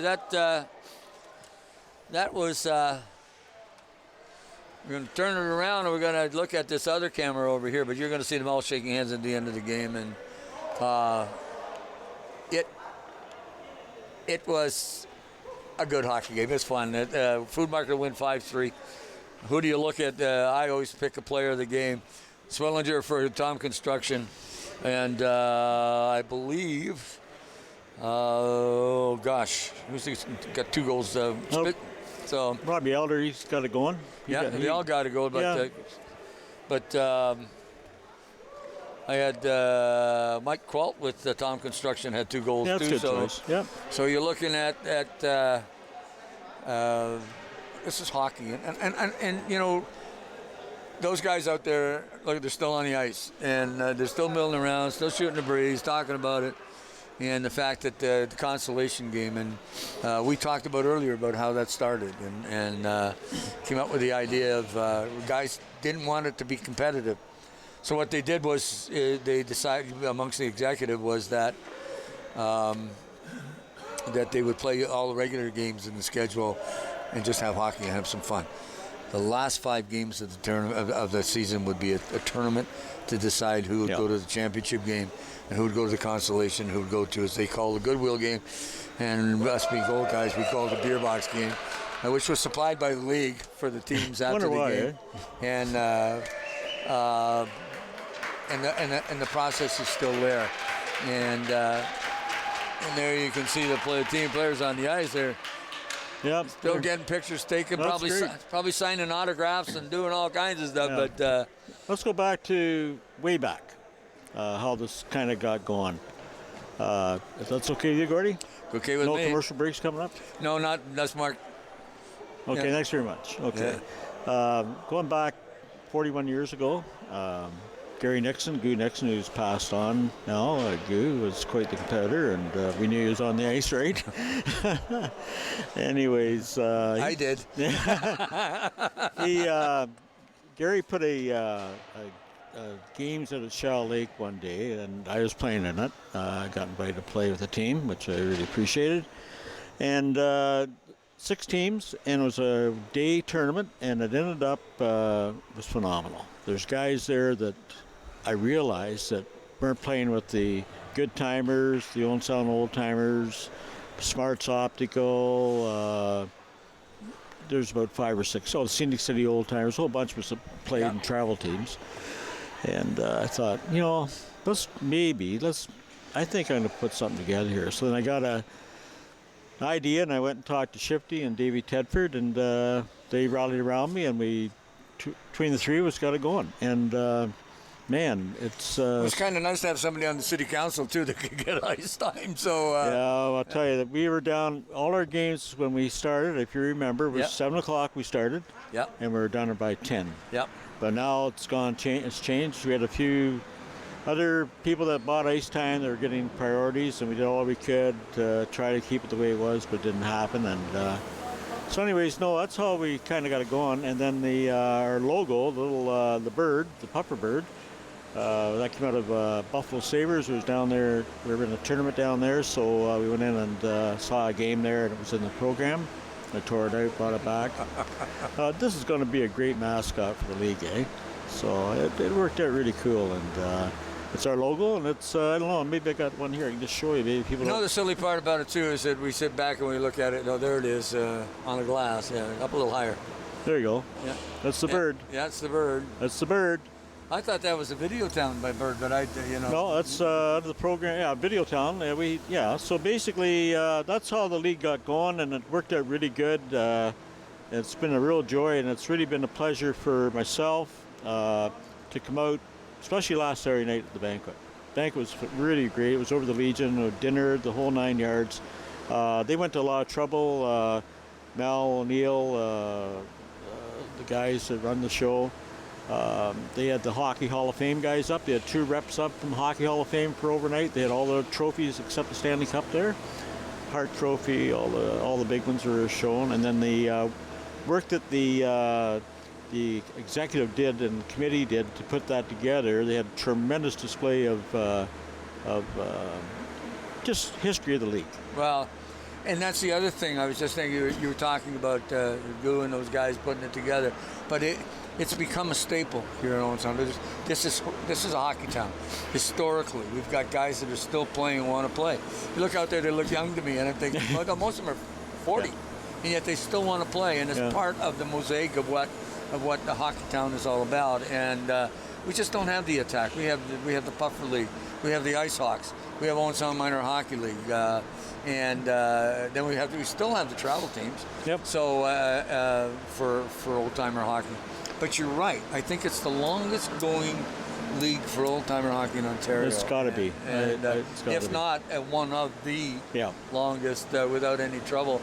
And a good credit to the guys that kept it going, like the past presidents, executive that stepped into it, and it's pretty rewarding.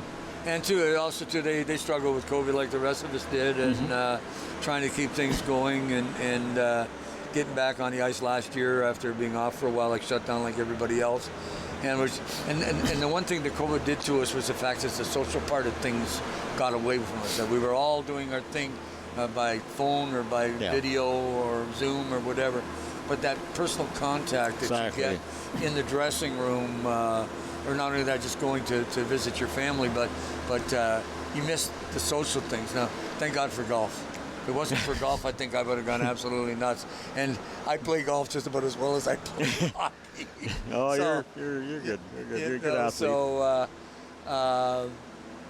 and bringing this back and having the guys come back into the dressing room, just the fact that you had 150 people at the banquet last week. I'm sorry, I really honestly didn't know about this. It's too bad, Gordon. Lovely had seen you there. I've been privileged to do a number of Puffer Hockey League telecasts over the last number of years, and they keep bringing me back. I don't know if it's because I'm a Puffer player or whatever, but I put that jacket on today, and I just brought back so many memories. Let's put it back on, show everybody again. They're maybe just tuning in. One thing I like about when I went down to after the first game to go to the dressing room, say hello to the guys and thank them for such a great, rewarding game, that goodwill game. It brings the families together. Like when I was walking down the dressing room, there's kids there to see their dad come off the ice. And it's really good for the players themselves. It gives them self-esteem. They got something they feel good about. They go and play the game. They go home, feel exhilarated.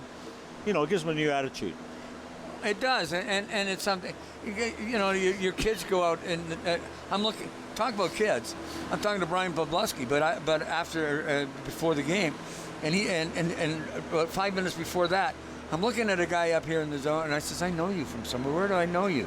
And then finally, I asked Mel Neal to, who is this guy? And he said Chris Pawlowski, and I go, God, he said, no. I can remember you when you're this big, you know, like I had my hand up, but it's down here below the screen.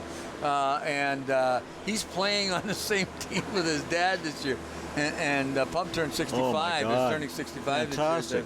Yeah, so I would give anything to play with my son on the same team if I had the opportunity. But except I was a better player than him, but he don't tell me. Which doesn't say much for his ability.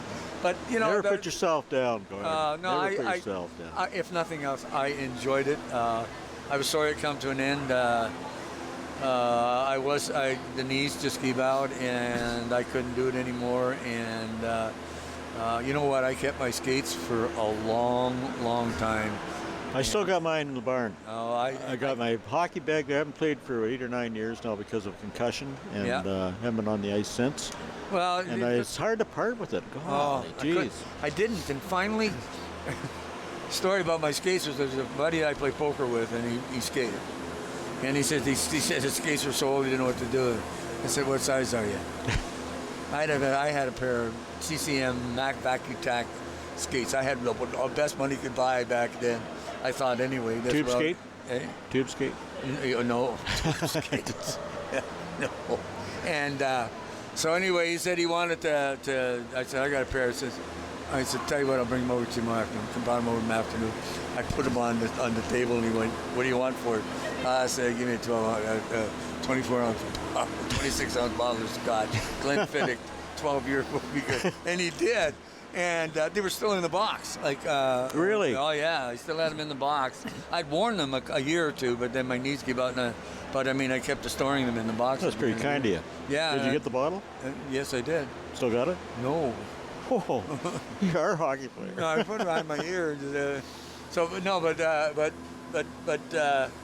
But then Davey said to me after I gave them to him, he took them up into the rink and he was skating and he was playing Saturday.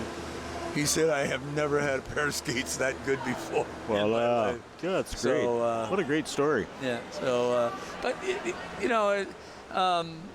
we've been so privileged, you and I, to play with such great players. Mm-hmm. Wait a second, not great guys, but great people that were in this league when we first started it 10 or 40 years ago. And this is the 40th anniversary. And I mean, I listed off a list of players. I can list off a list. There's some of them I've even forgotten, which really is bad. But great people, Owen Sounders that wanted just to have a good time on the ice, wanted to continue a little bit of hockey.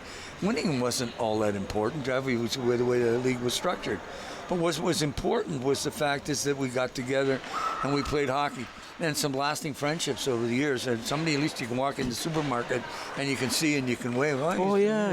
You see it all the time. Yeah, exactly. And the same, Yeah. I haven't seen you in a long time, but it's just like 40 years. And you get caught up, it's like good old friend. You get caught up like you've been hanging around all the time together, eh? And these guys are doing it again. And the city should take into consideration about the history of this league. And there's, other than minor hockey, this league is the longest running league here in the area. And you're talking senior A, you're talking junior B, you're talking 40 years have been in this building, and the Julie, and the Coliseum. Well, the old which Coliseum, had the best ice. Best ice anywhere. In Ontario was that Coliseum. Anywhere.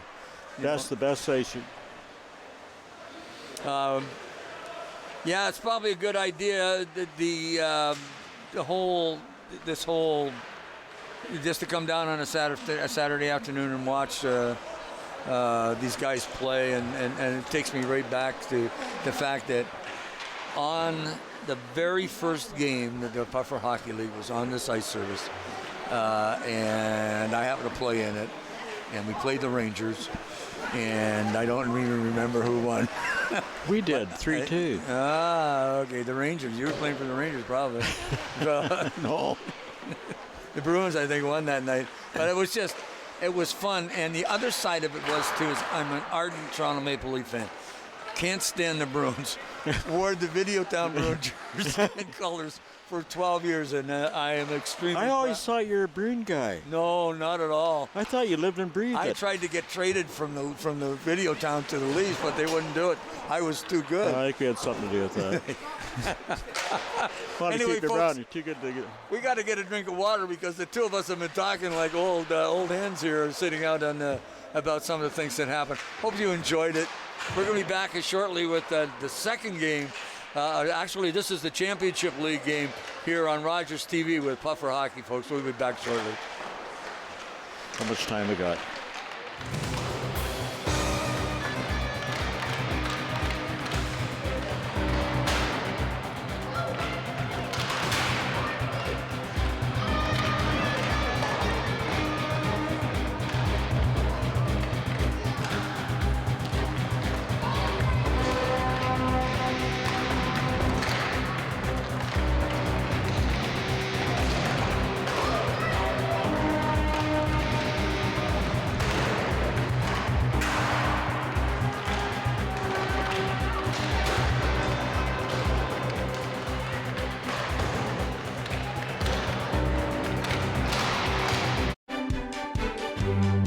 Hi, I'm David Shearman, host of Politically Speaking. Join me for my next show, where my guest will be Ross Kentner, Mayor of Meaford. Politically Speaking on Rogers TV. Lovely viewers, it's your host of On the Couch, Antoine El Hashim, reminding you to tune in for every episode of Season 9 of the longest running and most loved local queer talk show on Rogers TV. Check it out. Lovely viewers, it's your host of On the Couch, Antoine El Hashim, reminding you to tune in for every episode of Season 9 of the longest running and most loved local queer talk show on Rogers TV. Check it out.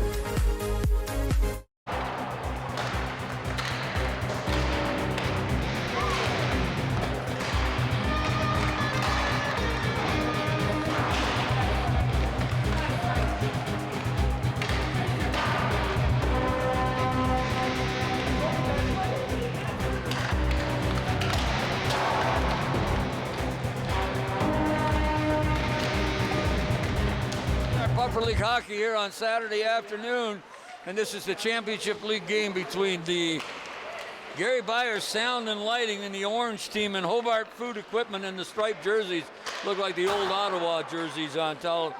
And this is going to be a barn burner, I think, folks. It's the league championship game. See some of the players skating around. I think that's Gary Byers right there with the blue helmet. They'll be able to tell him.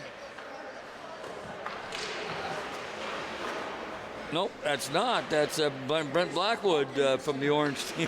For a moment, I thought it was Gary Byers, but they're getting them set line up along the blue line and get things organized. I thought Byers was just a fisherman, but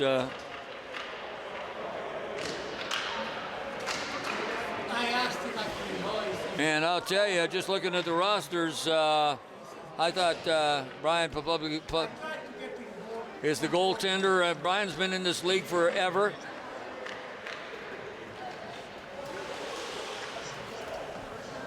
Gary Byers is number 3.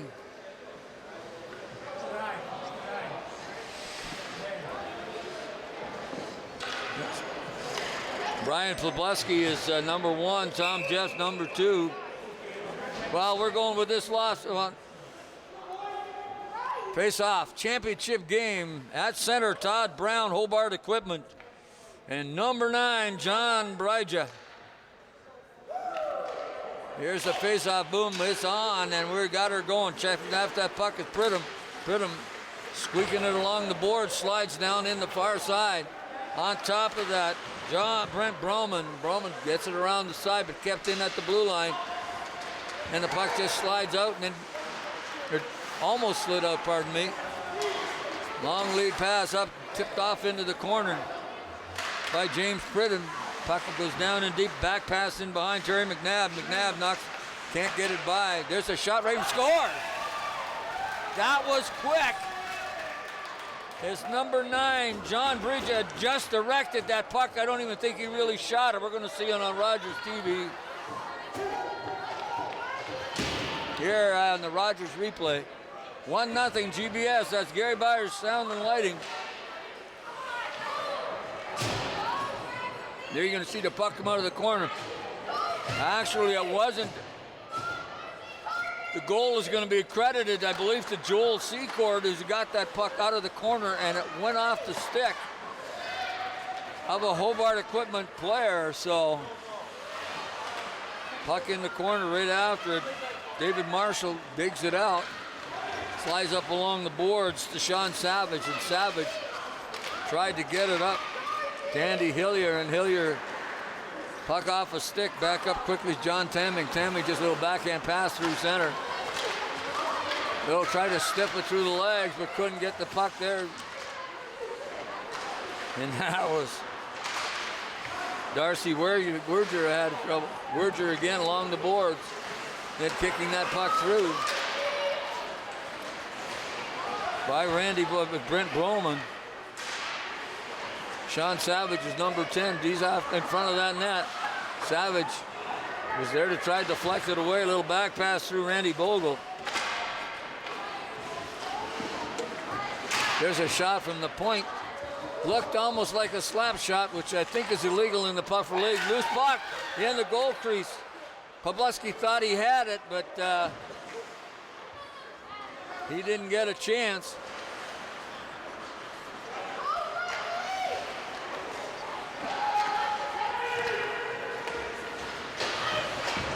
Well, the funny part about it is Brent Blackwood is the name that's there, and I wasn't sure Byers was number 3, so yes. If he's wearing 8, who's wearing 3? I'd like to know. But anyway, because somebody is out there with 3 on. Puck is into the goal crease and putting the big mid on it. It's Troy Prentice. And we're getting a penalty by the looks of it. No, just going to stop the play, and the face-off to be left to the goaltender. Troy Prentice. Game is underway. 45 minutes, straight-time game, unless for the last 2 minutes. 1 overtime period if you need it. If the game is tied, it will be a game, and then a shootout with this one because it is the championship game. Back through center, Tim Campbell. Right in on goal. There's the shot. Oh, good stop by Troy Prentice as he got down and stopped the back part of the net. Little collision in front as Bridger got knocked down.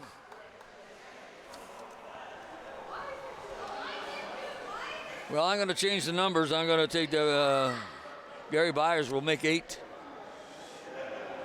So I hear that's where he's playing. He's the sponsor of the team, and of course that's Sound and Lighting. He does an awful lot of stuff around the city for concerts and activities, meetings, weddings, all that kind of stuff. Plus, he's an engineer at the radio station, been around a long time. And he knows a lot about fishing, so. Puck up over the boards. Face-off comes outside the blue line. As they're telling me that it went off a jersey, a black striped jersey, so face-off outside the blue line. Right where the Canadian Tire sign is with Owen Sound beside it, and right just to the left of the penalty box from our vantage point. Darcy Werger at center. Hobart. Werger wins the draw, but none. The puck stays in the circle. Andy Hillier drives it down in behind the net on this side, trying to get the puck down, but it ends up going down the ice. And they're going to wave it off. No, they're going to call it icing. And they're going to bring that puck down the ice. So, yeah, that is Gary Byers, number 8.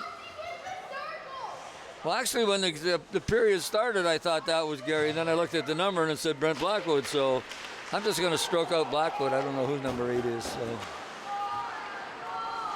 we might find out who it is. Who knows? Up along the boards, that's Dave Marshall. He had trouble controlling and then get the puck, and it's offside. A good call at the blue line. Of course, the officials are all old-timers, too, and they come out and they do these games. Some of them are still... it's hard to guy who's 36 years old is an old-timer, but that's what they classified as, anybody over 35 years of age. And some of these guys out there are 35, 40, and then they've got some that are just a little bit older.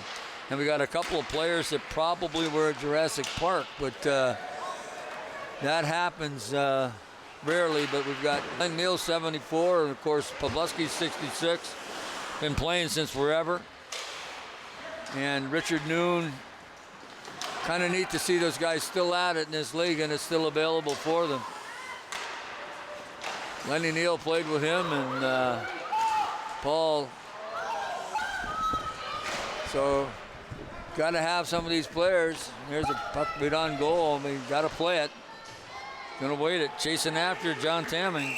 And then finally puts a whistle, stops the play, and gets a change. 1-0. Gary Byers, sound and lighting team. They've got away from the NHL silver. And got away from that particular part of the game where we named the teams after the NHL players, but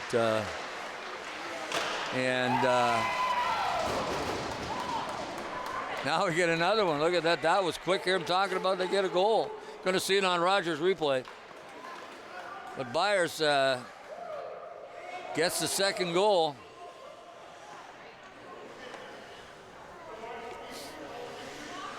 Gary Byers weared one.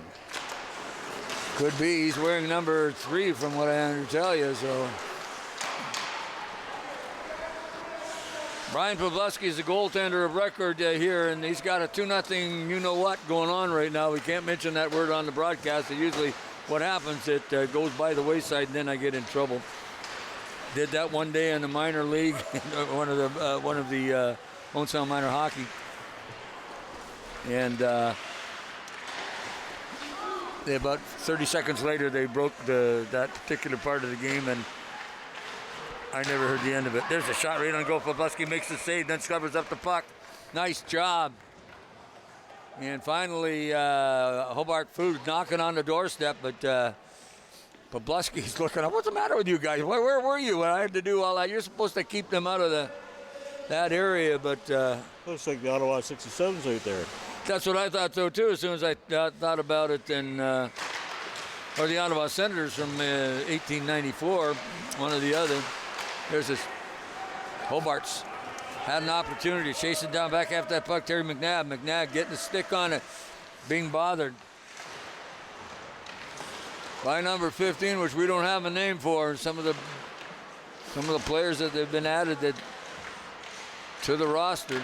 There's the shot off a leg in front. That's play there. That was pretty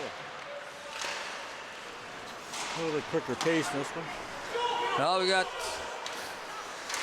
There's a shot coming in across the blue line. Sean Savage had a chance to knocked it down as Brent Broman come across the blue line. Fired in by Brent Broman, and then right on top of James Pridham. Pridham couldn't get it out. A little bit of collision. Guys hit the turf. Oh, it's hard getting up when you get old, eh? No, Gary Byers trying to get his stick off the ground. Well, not Byers anymore. It's actually Brent. Byers is wearing number 8. So in case you're interested, Gary Byers switched his jersey. Out the right wing. That's Tim Campbell.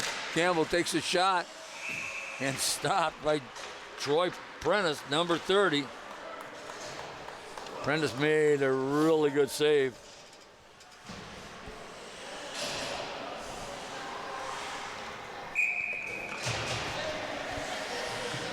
Get a picture of Tim Campbell as they got his close-up of him. Puck comes back out to the blue, and Randy Vogel, and Vogel just throws it back in behind the net. Slides out along the wall, and finally orange jersey picks it up. And that's number 9, John Bryja. I thought it was Bryja that scored that first goal, and it was off the Hobart player in front of the net. We won't name him names because we don't want to puck into the corner. And right back outside, just fired it wide was Sean Savage. In behind the goal, out in front to Savage. Puck just slides by the far side. Just missed it. In the traffic, so he finally gets it back out, come along this side. Here the Orange are bringing that team up this side. Stopped by James Britton. Puck then kept inside the zone. A little bit of stick work out there by Randy Vogel trying to get control. And that pass is just dumped in. And we're getting a change up. Not the wisest place to change up with a puck deep in your own zone, but they did and got away with it. Coming up ice. Oh, what a shot. There's a shot. And I believe Mal O'Neill. That's in the goal. That was Mal O'Neill, wasn't it? I'm not sure. I don't have number 15 on my... Oh, was it 15? Yeah. Oh, that was number 5. Well, I'll give Mel the credit. Oh, it is. It's got to be number 5. That's who it was. Yeah, I'm pretty sure it was. Mel O'Neill.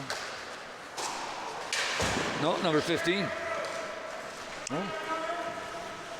Got a 5 there. Or Gary Byers is the communication guy. Missed a couple players on his team, so we'll just have to... Yeah, get him. Have to get him up. Yeah, get him up.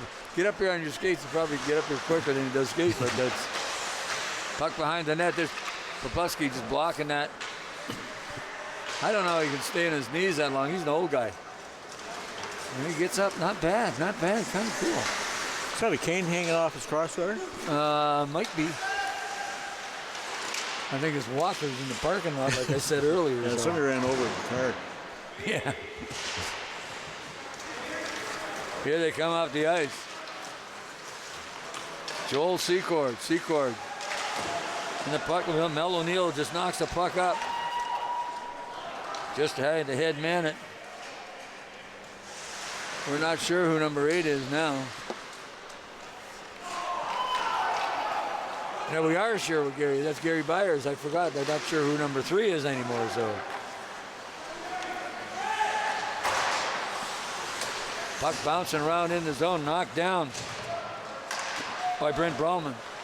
Mel O'Neill blocked that shot with his shoulder. Sean Savage back to the blue line to Marshall, or to Terry McNabb. McNabb tried to get it through. Maze of players. Pavlovsky get good enough, gets the big mitt down on it, stops the play. He'll be ready for a rest. Yeah. They're crazy. That's a great guy. You know, it's 3-0 right now for Gary Byers Sound and Lighting, the Orange. But we used to have a lot of fun with the fact that the teams were named after the NHL teams. I'm surprised they didn't go back to that, but maybe it's the sponsors don't want to be associated with it, but that's okay too. Caught the pass right on the blade. Well, we used to, like Videotown Bruins, they always made sure Videotown was first and the team after was such and such Rangers. And we used to have an article in the newspaper every week. Every week we had the game sheets. It was just every Wednesday went to the Sun-Times with it at night, dropped it off, the game sheets, and it was written up the next day in the paper. Fantastic. Well, it was kind of neat because, I didn't score that often, and usually people say, oh, you got one the other night, didn't you? And they read it, so we didn't on goal. There's the shot. Pavlovsky kicks that off to one side. Beautiful play. Hassan Shavich had an opportunity. Pass back on this side to Pidham. Pidham has it, knocks it into the wall off the end of his stick, and then he just fires it straight down the ice. I remember one time in Florida, I left there and I told my mom I'm going to get her hat trick. I was flying up that morning for Wednesday for the game. Sure enough, I got a hat trick by halfway through the game, and after that I had enough. I was exhausted. Didn't play anymore. I sent her the clipping in the paper too. Well, I played hockey, I don't know how many years, but I never got a hat trick. And I got one with the Bruins one night, and I still have the puck sitting up on my mantle. I'd like to see that. One and only hat trick I've ever had. That's fantastic. Yeah. Good memory for you. Yeah, well, it is. Cliffy McAllister, too, was the goalie who got it. Oh, Cliff. Cliff played for a long time and played in that league much older than most guys did, and did just a fabulous job. Yeah. And, puck off the end of the stick. Ron Turk. Oh, there's a break. There's a break. We don't know the name of it. Oh, there's a hit. And you're going to get contact. And they're going to get up. What was that? That was kind of accidental more than anything. It wasn't intentional. Yeah, I think so, but they're going to call it. That's Pridham. that was a rocking hit, that was. That was an NHL hit. And they're not going to call the penalty. Nobody win to fight the guy, though, eh? No, they're just going to say it was incidental. And yeah, I thought so, too. You know, most of the time in this league from the very beginning, contact like that was rare. That's right. And, you know, I'm glad you brought that up about Goo Nixon being part of the process of starting this league. I was under the impression it was just you and. Well, the idea started from what he did the year before. That's where I got the idea. Let's get this thing going. Just thinking what he put together at Shaw Lake for that one-day tournament, 6 teams, was fantastic. And I got thinking, you know, there's a lot of guys that were there would probably like to keep playing. Well, yeah, and you know, for 10 years I was a player, and I coached when my knees finally gave out, and I'm sorry I didn't keep doing that. Other things, up ice here they come along. That sounds savage. Couldn't get control, and you got the puck stolen off. Then still back in front. There's the shot. Blocker saved by Plebluski. Had to be quick on that one. That was a great save. Away. Great save. There's another shot. Trying to keep that puck in with Sean Savage. I think that team's a little tired.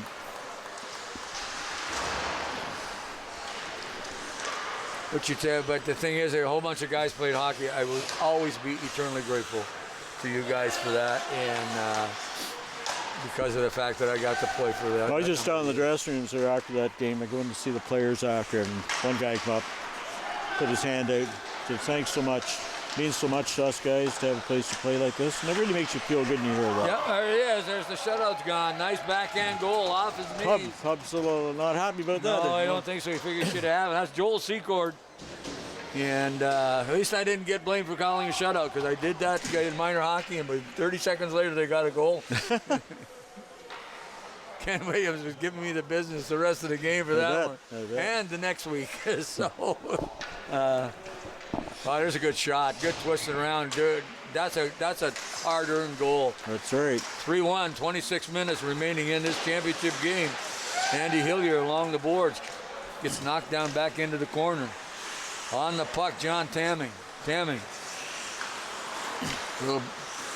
Little soft pass through the center. Getting back to pick that up really quickly. David Marshall. Oh, Dave's out there. Yep. I played a lot of hockey with that guy over the years. And against him. It's amazing. The thing that gets to me is Pete Akinwensi isn't out there, remember? Peter, it was fun days, Pete, eh? Yeah. He played forever, too, and he played well into his 60s when he was... yeah. We've had some great his brother played down here, too, for a while. We used to buy fish off those guys. Oh, there's that shot from Joel Secord. Oh, another one. Pub's just flying out there. Oh, Pub made a really good save, but that puck was flying. Yep. And, you know, there's no slap shots. You can use the snap. Yep. And you can use the wrist shot. That was one of the rules we started out from the very beginning. Right because from the beginning, we didn't want guys going home with broken ankles that had to work the next day. So, although some of these guys can really whistle a wrist shot and a little snapper. So, talk about broken ankles. I know the first year, that corner up there in the northeast corner, Blair Mirrlees, who played in the league, he went in there and broke both his ankles. Yep. Lost his footing, away he went, big time.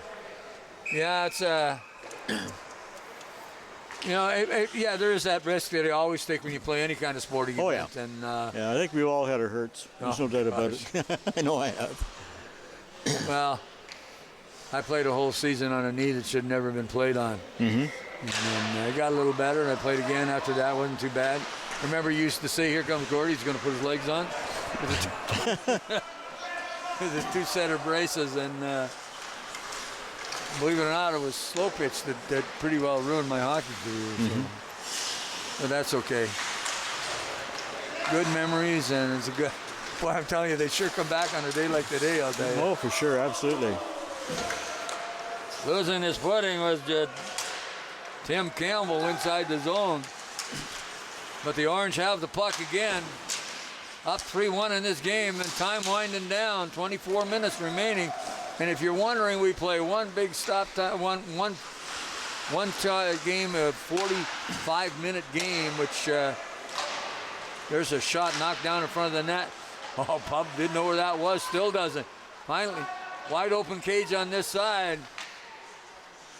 Brought it back. There's another long shot, just whistled that wide inside. Oh, a great save by Pawlowski as he got across that 6 feet quicker than an agile young You see that 16-year-old. You see that number 5 Mal O'Neill out there. He's the guy that made that glove save just prior to that shot on Pubber there too. Yeah. Mel O'Neill was the play-by-play guy at the first game. He did his own, was a rookie today for the first time in forever. And yeah, he told me he's coming in for the first. And he did. And of course, Steve Ritchie. Brain cramp. Steve Ritchie did the color because that was the team that he played with all year and did a really nice job. Gave me a break. Appreciate it very, very much. But also, both of them might have put me out of job for next year when they do it. So, but Neil said no, he's going to play next year, so at least I'll get one game. If they do this on Rogers TV. 40th anniversary Puffer Hockey League, and time is winding down on this season, and just like to congratulate the executive. There's a shot. I think Prentice got a piece of that one. Troy Prentice is the goaltender for, then finally he puts it on it. Want to congratulate again the executive and the players to putting on such a great dance or great dinner and whatnot last week. Also, and this week putting on the games and then also overseeing the whole season, and 6 teams in the league, approximately an average of about 13, 14 a player, and every single one of these guys come out and they enjoy it and play it, and thanks so much for the executive. Congratulations. Absolutely. Along the wall, David Marshall. Marshall can't get the puck in. Finally comes back out on top of that, Randy Vogel. Vogel up a nice lead pass up the left wing, and then had a little trouble. Yeah, every once in a while. Puck back up ice. Coming in over the blue. There's the shot. Scores. What a shot that was. Snapshot. Randy Vogel, he didn't wait. Boy, can he shoot the puck still. That was one great shot. I didn't expect to see that one. He just stepped in over the blue line. Let her go. 15 feet in and let her fly. Great shot. Pawlowski hasn't figured out that's gone by him yet. There it is. Look at that. Boom. He brought that back about 8 inches and let her fly. Surprised Randy's playing like with no shield over his glasses. He's probably got safety glasses on too. So. No, scary though. Yeah. Oh, there's one there. Just hit the guy's shield. Pass, nice pass, right up onto the stick of Sean Savage. Savage takes it into the corner along with Mel O'Neill. 3-2 now, 20 minutes remaining in this hockey game. 20 minutes, 46 seconds, 3-2. Puffer League Championship game. Gary Byers Sound and Lighting against Hobart Food Equipment. These are the 2 top teams that were finished in the tournament. So they're starting to rub it a little bit, eh? Now the competition's coming. It's 3-2. You're going to see these. That was one of the things that was kind of funny. You get into these games, all of a sudden, the third period, it changed. If it was close, it became a little more. No, you can see it happening. Push, little punch, little punch, not punch, little push, little shove, little rub there. Yeah, just like that. So I don't mind that. Well, as long as it's not vicious or going in like hard, eh? But yeah, well, that's what we talked about it earlier about not. Yeah. Guys got to get up and go to work tomorrow, and or the next day or Monday. And, oh, absolutely, yeah. So you got to take it easy, and that's why it's a non-contact league. Right on. When it gets competitive, it's a little different. Well, they get close. The bodies get closer because they're not going to give it a little extra. There's a shot. Oh, there's deflected. Oh, Pawlowski made a good stop on that. Was that a great play? What a great deflection. Oh. They must practice that, eh? What amazes me, I know it's old-timer hockey, but Brian Poplawski has been a class goaltender in minor in old-timer hockey for 35 years. Yes, 35. And it doesn't look like he's lost a step. And you see a picture of him right there. I played hockey with him. One of the nicest guys you ever want to meet. Son's playing in the league still. I thought they were playing on the same team, but they're not. And you'd love to be firing the puck in the old man, wouldn't you? Yeah, probably. I would just like to be able to fire the puck on any old man. Be kind of fun. How do you get along with your neighbor? Okay. Yeah, quite good actually. Out shooting with the kids with the. Oh, look at this. Big number 11. Randy Vogel in on goal. Vogel lots of away. Lots of reach there, eh? We got a tie game. Well, he went back with that puck, and he was all by his lonesome coming down the ice. And, boy, that's a beauty. Absolutely. We're going to watch it on Rogers replay. You're going to see him pick the puck up, and he's all alone. Isn't anybody with him. Now, he's got that big, long stick. Pub goes with him, and he puts it backside. And nothing to it. And he's got the touch. Well, he had him at his mercy. Not much you can do, but Look, right in the mask. Yeah. Uh-oh, might have an injury here. Oh, I think he'll be all right. Yeah. That's why you wear face mask, boy. That would have been something else. If I keep seeing that ad for Jacques Plante on TV with the historical thing, and I can remember that. I remember the story. I didn't remember it. Never saw it, but. And it's 1959, I think it was, and goaltender's been wearing masks pretty well ever since. Yeah.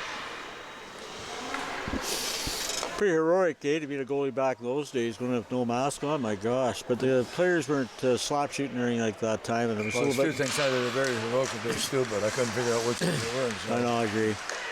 There's a shot on goal, just missed. Harry Lundman and I talked about that a little bit, about doing that. But you know what? That's the way it was. There's no fear.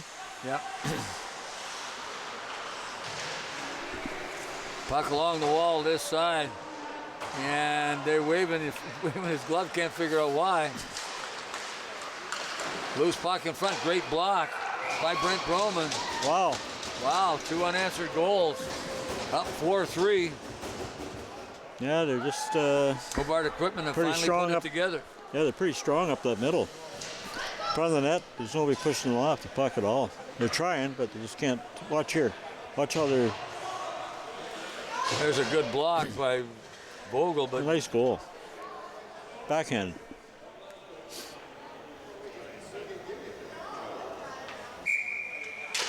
There's a puck's drop and back at it. 16 minutes remaining. Hobart Food Equipment up 4-3. Boy, they've really put it together in the last half of this game.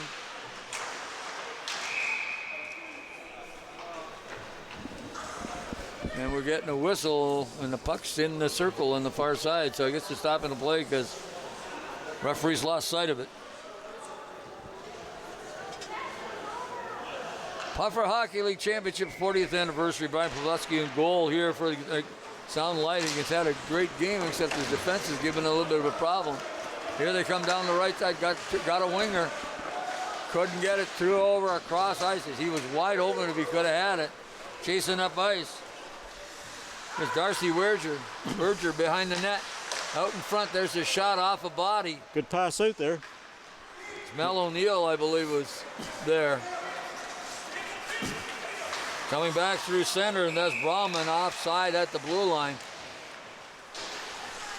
Mel's played a stellar game back there in the D for that, for Byers for sure tonight. Well, Byers is a good player too. So. Oh yeah. And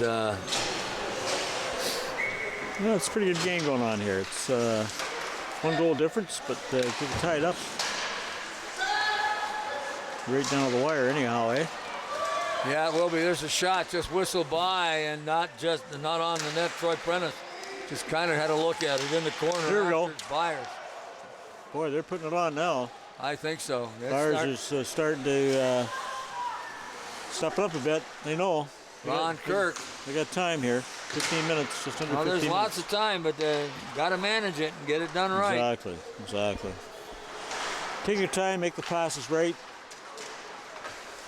Slide that puck up through center, finally picking it up. There's one. Oh. There's the puck down the ice. I believe that's Brent Blackwood because he got the numbers mistaken. Because Gary Byers is number 8 now. So somehow, I think that's Brent Byers. So I think that's what I'm going to do, just switch numbers, but give Black number 3 and Byers has 8. So it's up. There it is. 2-on-1. Got an opportunity. Byers with him in on goal. There it is. Ties it up. Ha-ha. Mel O'Neill, what a pretty goal that was. That's 2 for Mel tonight. No, one. That's number 15. Oh, it's 15 again. Yeah. Wow, that kid's I thought good. that was Mel again, but we don't have a name for 15. He's got 2 goals. Boy, we got to find that out. Yeah. Do you have an intercom to the bench over there? Get the name? Not in the budget. That's the front of the Puffer League. Puffer League having their championship game, 40th anniversary. 2 old puckers sitting up here in the stands, and there used to be a team called that, and we played in this league, and we had such a good time doing it. Fantastic times. It's nice to see it still going. One of the teams, Mike Smart, used to have one of the travel teams with the old puckers, and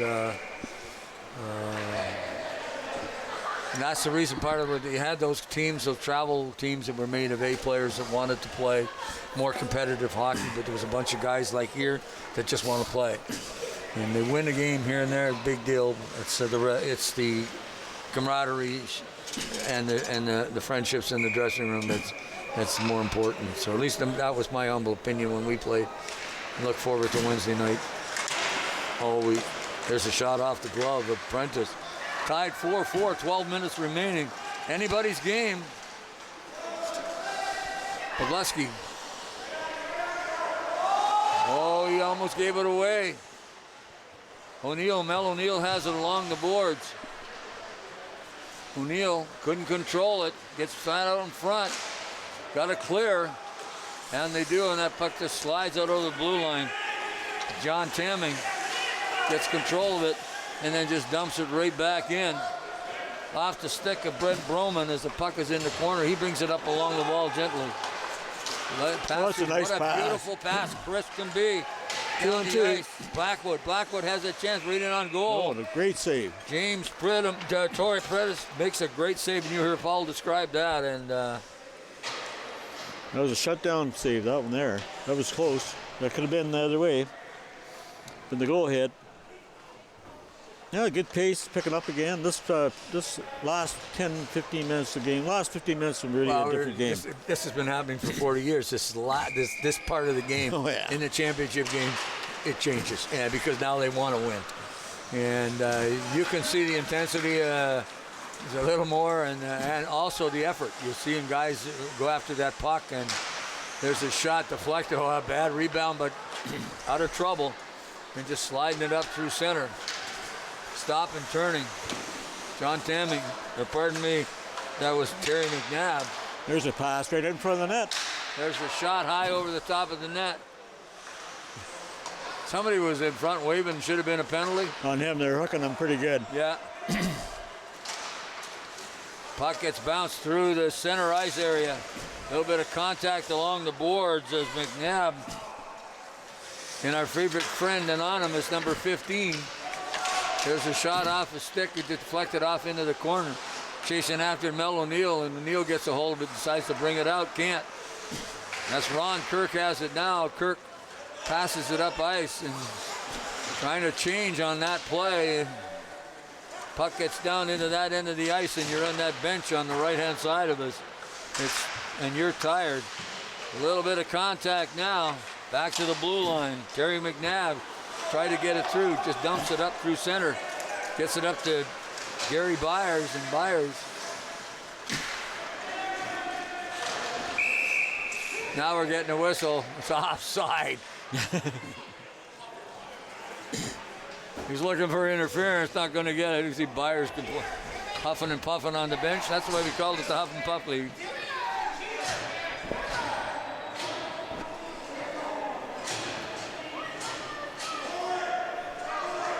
Face off deep, 9 minutes. Time is running down. 4-4 tie. We will go into overtime. I see their benches tied, there. There will be overtime. If it's tied after the 5-minute overtime, we will go to a shootout. Lots of vocal from each bench now, eh? They're starting to pick it up and getting it behind their teams. Yeah, they're ramping it up over there. It's, like I said, this is... Wow, there's a nice save in that deflection, eh? The pub came up with there. Pavlovsky has been sharp today, even though, 4 goals. Here they come up the ice. There's a penalty right there. Should have been called Loose there. puck. No, they're going to put the gloves, they're going to put the whistles away. And you know what? That's the way it should be.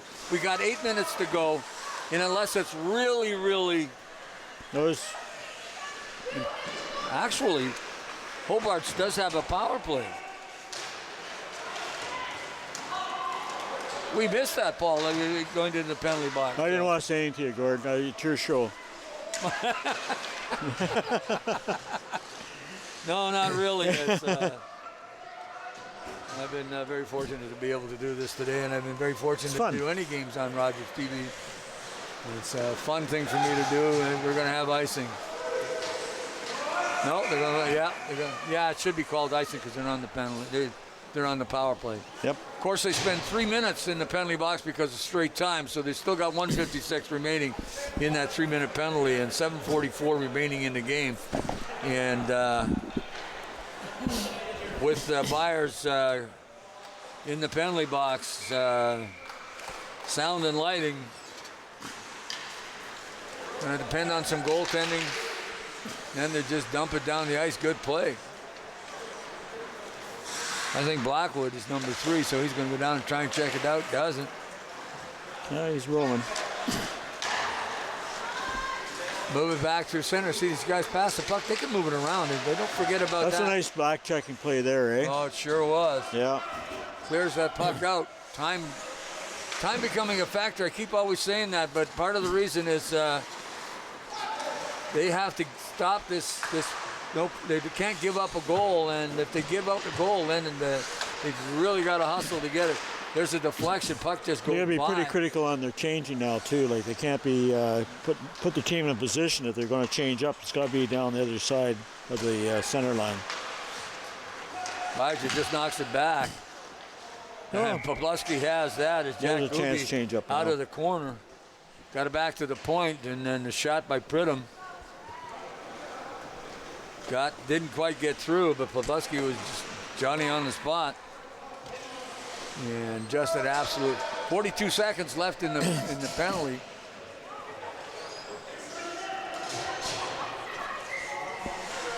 Our clock says 32 and theirs says 18, so that's okay. Why? Be careful of those. I've seen some of those long shots like that get through the 5-hole because it raised the stick at the wrong time. So puck along Pridhamhassen along the boards. Tried to center it out in front. Right on top of it, Ron Kirk. Kirk got it right back into the center. They just fired down. They're going to get icing now. Maybe not. If he can play it. There's a slide into the goal crease. Another chance. There's a shot off the body in front. I believe it was actually Prentice that got it off his body. What a great opportunity there for Byers, eh? Coming out of that penalty box. Yep. Tim Campbell had a chance. 4-4 tie, 5:22 remaining in the championship game, Puffer League hockey here in Owen Sound on a Saturday evening, because I think it's dark out now. It's almost past my bedtime. Yet. Remember, I'm an old timer, so. Marshall gets the puck, almost taken off his stick by O'Neill. That's anonymous. We have got a chance. Right in the goal. Takes the shot off.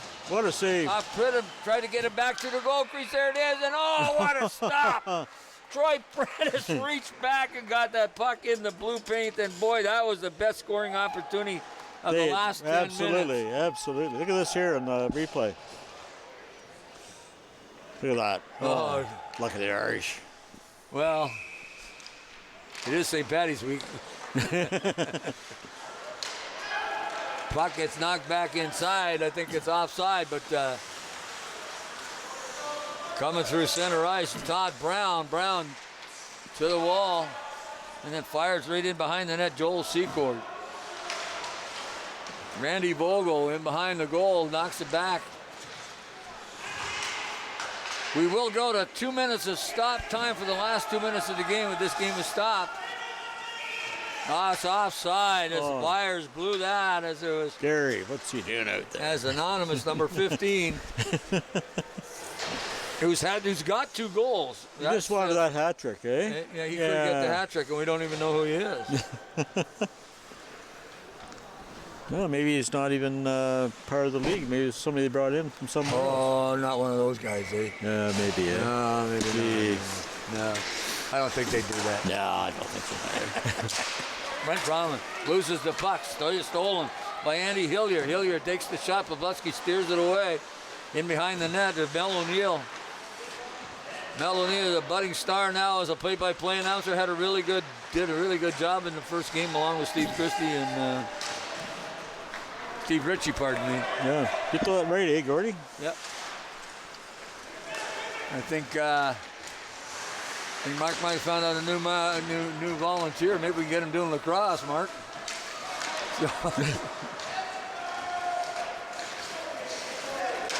On the stick of Andy Hillier. Hillier down the left wing. Passes it back, gets the shot. There it is. Off the body of the chest of Pavelski's. And then finally did Orange get it out. They've got a man up front. This is our boy that we don't know who he is. Takes a shot, another shot. And Troy Prentice, 2 in a row. That would have been ideal for a little drop pass there in that play, eh? Coming across the blue. Well, I think so. You had a man open and... even throw it up that side, then go for the middle. Yeah, I think you're correct on that. But then again, too, you know, when you're on the ice, sometimes you don't see the stuff that you want to see. And some guys got their heads on a swivel that can see anything and feel where the play's going to go. And sometimes it doesn't happen. So 2 minutes to go in the championship game. And this one could be heading to overtime. Maybe. Myers takes a shot, just whistles a wide backhand shot. Oh, he got it. Got it right. That was a great go-ahead goal. My gosh. Thank God Gary missed the net. Well, no, actually the goaltender knocked out. The rebound was there. It's a goal. Are they saying it's not in? No, it's a goal. I thought it was a goal. It's a goal. Now we're going to see it on the Rogers replay. I thought it went in. There it is. Yeah. Oh, yeah, back of the net. Back of the net. Yeah. Troy Prentice couldn't be faulted on that one. He made the initial shot, but that puck come out on the rebound because of the bad angle, and the Orange go back up on top 5-4. Well, Troy, he was Prentice there in net. He was solid gold there. He was really doing a great job there. Too bad that's what happens in the game, but man, he kept them in there. Well, it's 1:36. They still got some time, so we'll see if they pull the goaltender. And they get that puck out of the zone. See that? That's pretty interesting. Yeah, that was, because that's the competitive we're talking about. Oh, yeah. Here they come. There goes Prentice to the boards. And there's 6 attackers on the ice. Puck inside the zone, and that's Sean Savage in front. Pavelski's got his big pad on it, I think, and gets the whistle. 1 or 4. Oh, boy. A little feisty out there now. Boys will be boys. Yeah. But that's just the slight edge that you get in this part of the game, and cooler heads prevail, and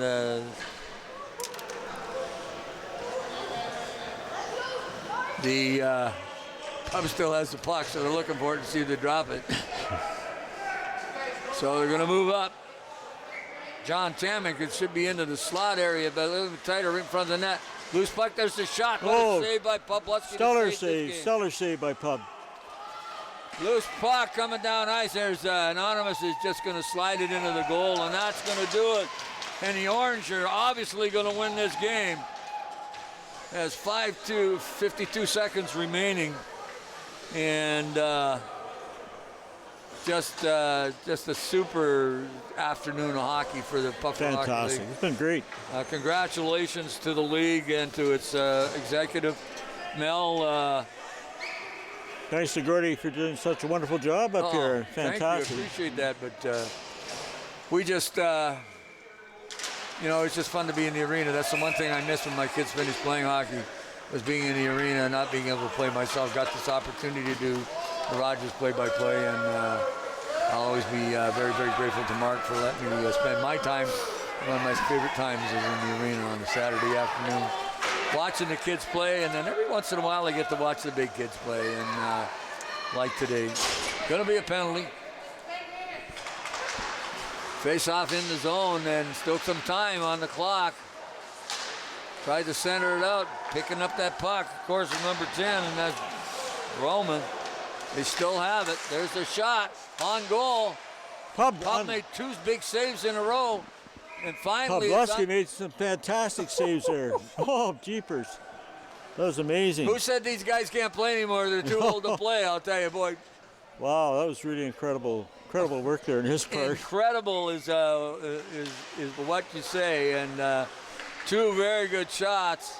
I hope we can get a whole look at those before the end of the period, but there's another shot on goal, 2. Right through the crease. Save. It's a shooting gallery out there right now.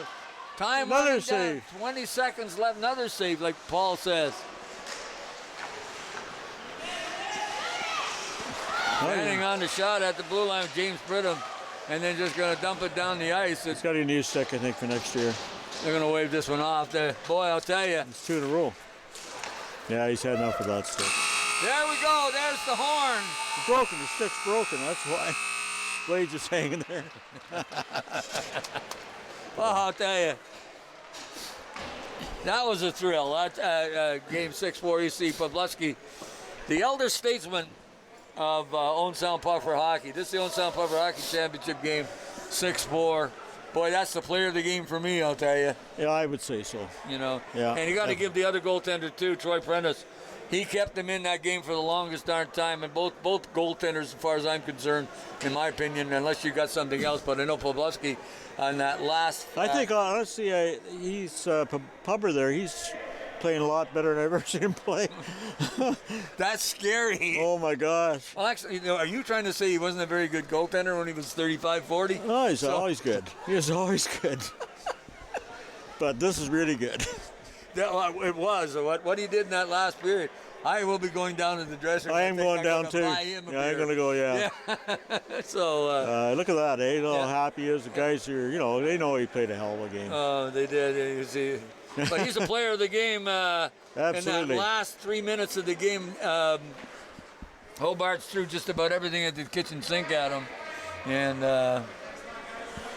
And it was just unbelievable. Like, again, without saying, what a treat for me to be here with Paul. Yeah, Gordy. This afternoon, Paul was one of the first guys I met when I came to Owen Sound 40 years ago, and then welcomed me into the dressing room. Although I thought he was praying before practice, but actually he was just putting in his contact lenses. So he's down on his knees in the corner, and I'm going, okay, what am I looking at? I was praying. Yeah. Who's this guy? But we really enjoyed bringing you this game this afternoon. Thank you very much. Paul Evans, it's been a real treat. I'm Gord Chapman. Again, I just introduced Paul to you. This has been Puffer Championship Day, and there are 3 games. Congratulations to the league for their 40th anniversary. And couldn't have been a better time for me for the last fantastic. game. Mel Neal did a tremendous job in the first game, along with Steve Ritchie, and give me a break because I did 3 minor hockey league games before, and it's just a treat. So thanks also for Rogers for letting me do this too, because it brought, obviously with our conversation, brought back tons of memories, remembering all the great people that played hockey in this division and this league, and some no longer with us, and some still out there breathing like us too, and enjoying them, getting up every day and enjoying it. But again, thank you to all the guys that I played hockey with for making my memories memorable. The voice of the Puffer Hockey League right here, folks. Right here, this guy. And also thanks to the guys that put the league together. I will always be indebted to Paul and Shifty and Dave Tedford. And I find out Goo Nixon had a lot to do with it too, which is kind of cool to play with Goo also. Anyway, folks, we hope you enjoyed our telecast this afternoon and going down memory lane with Paul and I, and also the Puffer Hockey League. This has been a very, very wonderful experience for both of us on Rogers TV and a special telecast and with Puffer Hockey here on Rogers Television. Thanks for joining us. Good.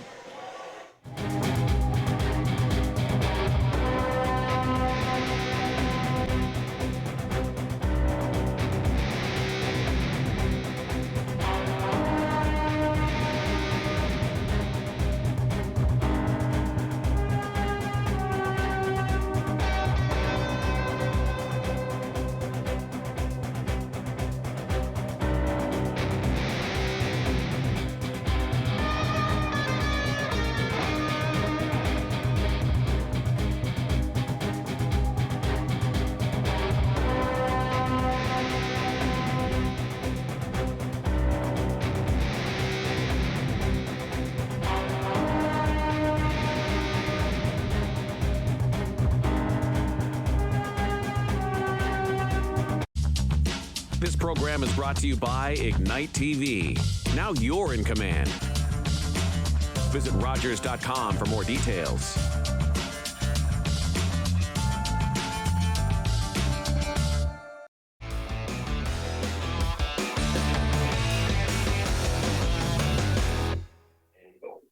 Welcome, everybody, to another edition of RTV Sports Wrap. I'm your host, Mark McKelvey, and hopefully you're having another great week. The days are longer, the weather is changing, and playoffs are just around the corner, specifically in the OHL. And we got a lot to dive in as we'll do our annual OHL playoff preview on this week's edition. We'll also cover a few other topics, as we always do. It's an action-packed 30 minutes, so sit back and relax. And as always, I am flanked by quite a crew, starting first with Mr. Adrian Musso. Adrian, how's it going? Life couldn't be better with playoff hockey around the corner. I would agree. JC Coots has joined us again this week. JC, how are you? I'm doing great, Mark. How are you? I am good. I am doing very well. I really like your hat you've got there. And I'm not sure we'll do a deep dive into Ottawa Senators discussion this week, but we can save that for another episode. Zach Scribner, as always, rocking his hat. What do we got this week? Chicago White Sox. It fits the Rogers TV black and white shirt, so it's always got a match. So you're not a White Sox fan. He wears it every week. Yeah. I know. I just thought I'd ask him this week. And we have Spencer Byers with us. Spencer, how you doing? I'm great. Happy to be back. Happy to make fun of Leaf fans because I can't wait for them to go in the first round again. Well, I said we were going to talk about OHL playoffs, not NHL playoffs, so we can save your digs for another week on that topic because I know that one will hit close to home. But let's not waste any time. Let's talk about the OHL playoffs, which kick off on Thursday night. Closer to home, the Owen Sound Attack. It wasn't necessarily the way they envisioned their season wrapping up, as the back half did not go very well, but they are in the playoffs and anything can happen. They finish as the 7th seed in the Western Conference standings, and they will take on the Midwest Division champion London Knights. We've seen this show before, and in fact, Owen Sound's actually won 2 of the last 3 series when these two organizations have met in the playoffs. But let's look at the Western Conference as a whole, gentlemen. The Windsor Spitfires, once again, atop the Western Conference. They'll take on the Kitchener Rangers in that 1-8 matchup. As we mentioned, it's London versus Owen Sound 2-7, Sarnia versus Guelph the 3-6, and the 4-5 is the Battle of Michigan between Flint and Saginaw. Adrian, I'll start with you. From those series, is there one that you would say there's a lock, there's a team that is a sure winner, and do you have a sleeper team from those 4 series in the Western Conference that maybe could make it through with an upset? I'll start with the upset first. I don't know if it's much of an upset, but I'm going to Flint over Saginaw. 5-4. Not much of a upset, if you call it that. I think the top seed comes away in all the other series. But my one lock would be Sarnia over Guelph. That's my lock for the. I think that's going to be a sweep, actually. I like that pick there, and I'm sure Zach could probably chime in on this. We saw the Sarnia Sting quite a bit down the stretch of covering the Owen Sound attack. That Sarnia team, they got a lot of weapons, and I think I'm in the same boat as Adrian, thinking that they're a team that certainly will have no problems in the first round. Yeah, they're a hockey club that has some talent. Sending out a 50-goal scorer here last Tuesday, beating Owen Sound 6-1. So I'm going to go with the lock for the Sarnia Sting as well.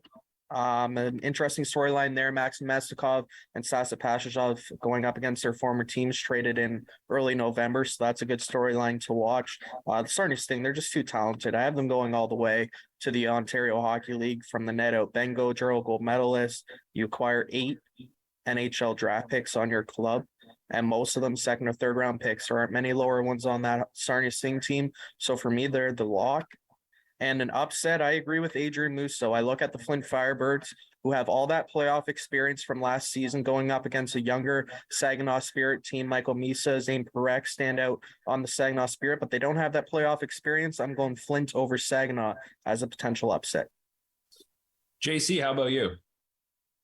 I hate to disappoint in sounding like I'm going to go with the crowd, but I'm going to go with Sarnia as the lock. I do not have any confidence to say that Windsor or London, those top 2 seeds, are going to necessarily move on in those series.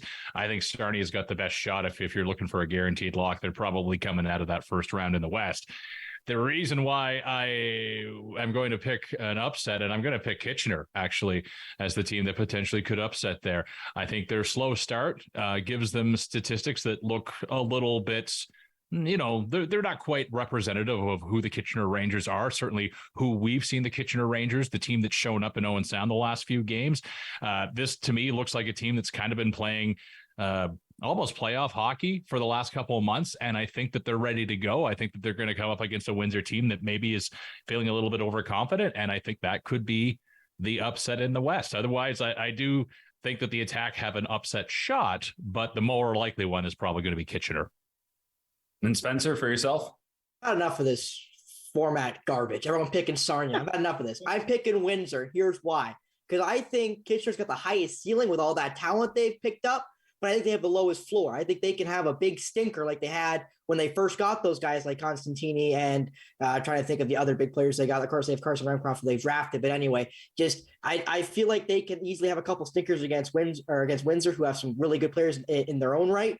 And then for my upset, again, had enough of this. I'm going to take the 5 seed over the 4 seed and call that an upset. Garbage. I got the Attack beating London. I had enough of this. Those Londonites suck. Make sure I say London sucks. The Attack got them easy. 6-game win for the Owen Sound Attack. They win it on home ice in game 6. We're going on, baby. Guys, I've never been on with Spencer before. Is he always like this, or did he just crush a 6-pack of Red Bull? Always like this. Just wait till you say something. He'll come after you. You got to be careful there. You got to really. And none of his takes are ever good either. Like, they're never ever good. So, Adrian, I think Attack fans are probably liking that take. Well, Adrian, yeah, but he called Kitchener the team of destiny about a month ago, and now he's saying that they're going to be out in 3 games. Beating King of all almighty Windsor Spitfires and Matthew Maggio. Like, Spencer, pick a side, buddy. Stop jumping the fence. What do you forget Purdue to go all the way as well? Yeah, Purdue, let's go, champs. Adrian, I don't understand. What are you just not evolve? Are you stuck in the? What are you, a caveman stuck in the Stone Age? I get it, stuck in your opinions. That's fine. You be that way. I'm okay evolving and watching the way teams play and stuff like that. I'm okay with that. If my opinions change over time because I see different things, it happens. If you want to be stuck in the Stone Age, chiseling rocks, go ahead. But I'll keep evolving. I'll keep using my technology. Wow. Yes, JC, it's like this every week. If I can answer your question very simply. That being said, Adrian, he said they were a team of destiny. He never said their destiny was success, did he? I guess not, because according to him, and according to a lot of people, they won't win very many games in the playoffs. Okay, well, here's my opinion on all of this, though. And I appreciate everyone's opinion with the Sarnia Sting because, for the most part, Spencer obviously didn't go with them. But I'm of the same belief. Just having that front row seat to watch the Sting as of late, that team is very dangerous. There is one thing, though. Sarnia has never made it past the second round. has their organization, I do believe, or if they have, it hasn't happened very often. So I think there is something about having success through your past that sometimes helps you in the present, but I don't think they'll have any problem with the Storm in round one. My upset, I don't see Kitchener probably upsetting Windsor, but I think they'll give them a really good series. That being said, I think the Attack is maybe the pick of the team that could pull the upset. Now, there's a lot of factors that would have to work out their way, and we can dive into that series in just a second. Obviously, goaltending being number one, but with that familiarity factor of playing the Knights so many times last year, and then again this season, splitting the season series, I don't think they'll lack any confidence going into that series had they had drawn the cards of either the Windsor Spitfires or the Sarnia Sting, where I think maybe they would have just felt overmatched before they even dropped the puck. Guys, I'll start with you, JC, on this series here. What do the Attack need to do, or what has to happen in order for them to make this a long series and potentially pull the upset? Well, the best players have to be at their very, very best. I think you'll get Colby Barlow's best every night, game in, game out. I don't think there's a question about that, but it's the supporting cast that are really going to need to be at their absolute top level. This team, what we've observed this, or at least one of the things I've observed this season with this team, is that when the call comes to step up and perform and win in big games, they've done it. Unfortunately, they haven't done it in all games, which unfortunately put them in the position they're in where they're facing a number 2 seed. Can they defeat the London Knights? Absolutely. I mean, they've got the history there for sure. There's going to be a passionate fan base in both arenas throughout this entire first round series. It's going to be loud. There's no question about that. All the things you brought up, Mark, goaltending is the biggest one. Who will we see in nets, and what's it going to look like on a nightly basis? And how long will the leash be if you have to make a change? So going to be interesting, but I do think that this is another potential upset for sure. And I would agree with that. I don't think there is any set number one netminder here for the Attack. Whoever starts game one, I think they're on a very short leash, and maybe we see quite the rotation. I know a lot of people are asking if we'll see Carter George between the pipes, but I don't really think the dates are going to line up very well, Zach. You look at the way that GOJHL conference final series is coming up with St. Mary's against Leamington. It's getting underway about the exact same time. It's the same thing, a best of 7 series. So it's got to be Votary or Chouinard. And can one of them grab that ball and run with it? I think they can. JC mentioned it. You're going to need everybody going. And I think if one team's going to eliminate the St. Mary's Link, from what I can tell, it's the Leamington Flyers. They are supposedly a wagon in Junior B. So maybe if the Owen Sound Attack pull off an upset, is Carter George here for round 2? If the if they pull off an upset, why you change the goaltenders? It's a good point. It means the net minding was probably pretty good. Yeah, it is. And I've been thinking about this for a few days now. What's the most important thing come playoff hockey? It's going to be the line matchup. Who's going up against Colby Barlow on London's back end? You put Logan Mailloux back there and Isaiah George, or Sam Dickinson, Oliver Bonk. There's an interesting matchup to look at. I would give the goaltending and the defensive edge to the London Knights and the offensive edge to the Owen Sound Attack. I think it'll be a 6 or 7 game series, but I'm not sure if the Attack pull this one out. If you're going to choose a number one goaltender, I think you saw him Sunday night in Corbin Votary. He's back. He's healthy now, and he's taken over the number one role in this playoff series, at least for game 1. And if they lose, do you go to Nick Chouinard in game 2? Spencer, you got that Attack special jersey on there. You've talked about this team a little bit. I'm sure there's question marks though around the health of Colby Barlow. Do you look at this series as a big opportunity for Colby Barlow? Do you think he takes this as a bit of a challenge to continue raising his draft stock, or has he already shown everything he needs to at this point? Some out there, insiders already claiming he could be a top 10 pick in the draft. I think every player should take every opportunity as a chip on their shoulder. I need to prove myself. I need to show these scouts undoubtedly how good I am. And I think Barlow sees this, especially as a lowered seed taking on a 2 seed. I think he knows if he can propel the Attack above London, that'll put even more eyes on not just him, but the Owen Attack in general. But I have confidence in everybody. Like my Sarek Petrovsky jersey. I have confidence in Cedric Gaydon. I have confidence even in Denny Gore, who I know has had his problems since coming back from his injury. But I have faith that these guys are going to be able to do what they got to do to be able to win this series. Because again, they know this is a grudge match. London and Owen Sound do not like each other.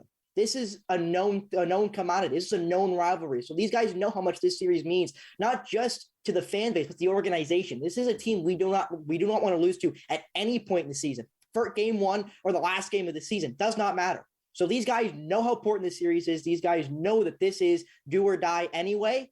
But against London, it's even more. The expectation is even higher. And I know for a fact they're going to show up in the Bayshore.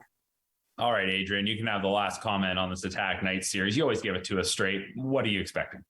If I'm being completely honest, and I'll be straight up with you guys, I don't know if the Attack played their best hockey down the stretch. And I think when you look at teams coming into the playoffs, you want to be playing your best hockey. And yeah, they got 2 wins on the weekend, but you look at who they faced up against. They faced up against Flint's B team and Saginaw's B team, and they came out with narrow victories in both of those games.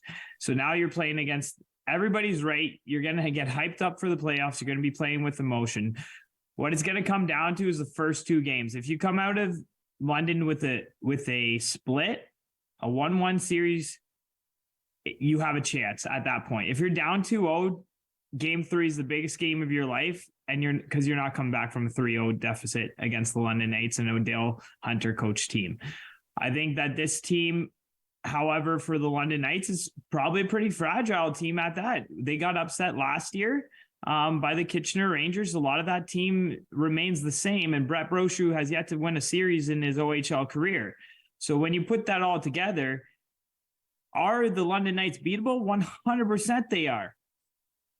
Now, do the Owen Sound Attack have the means to do it? 100% they do.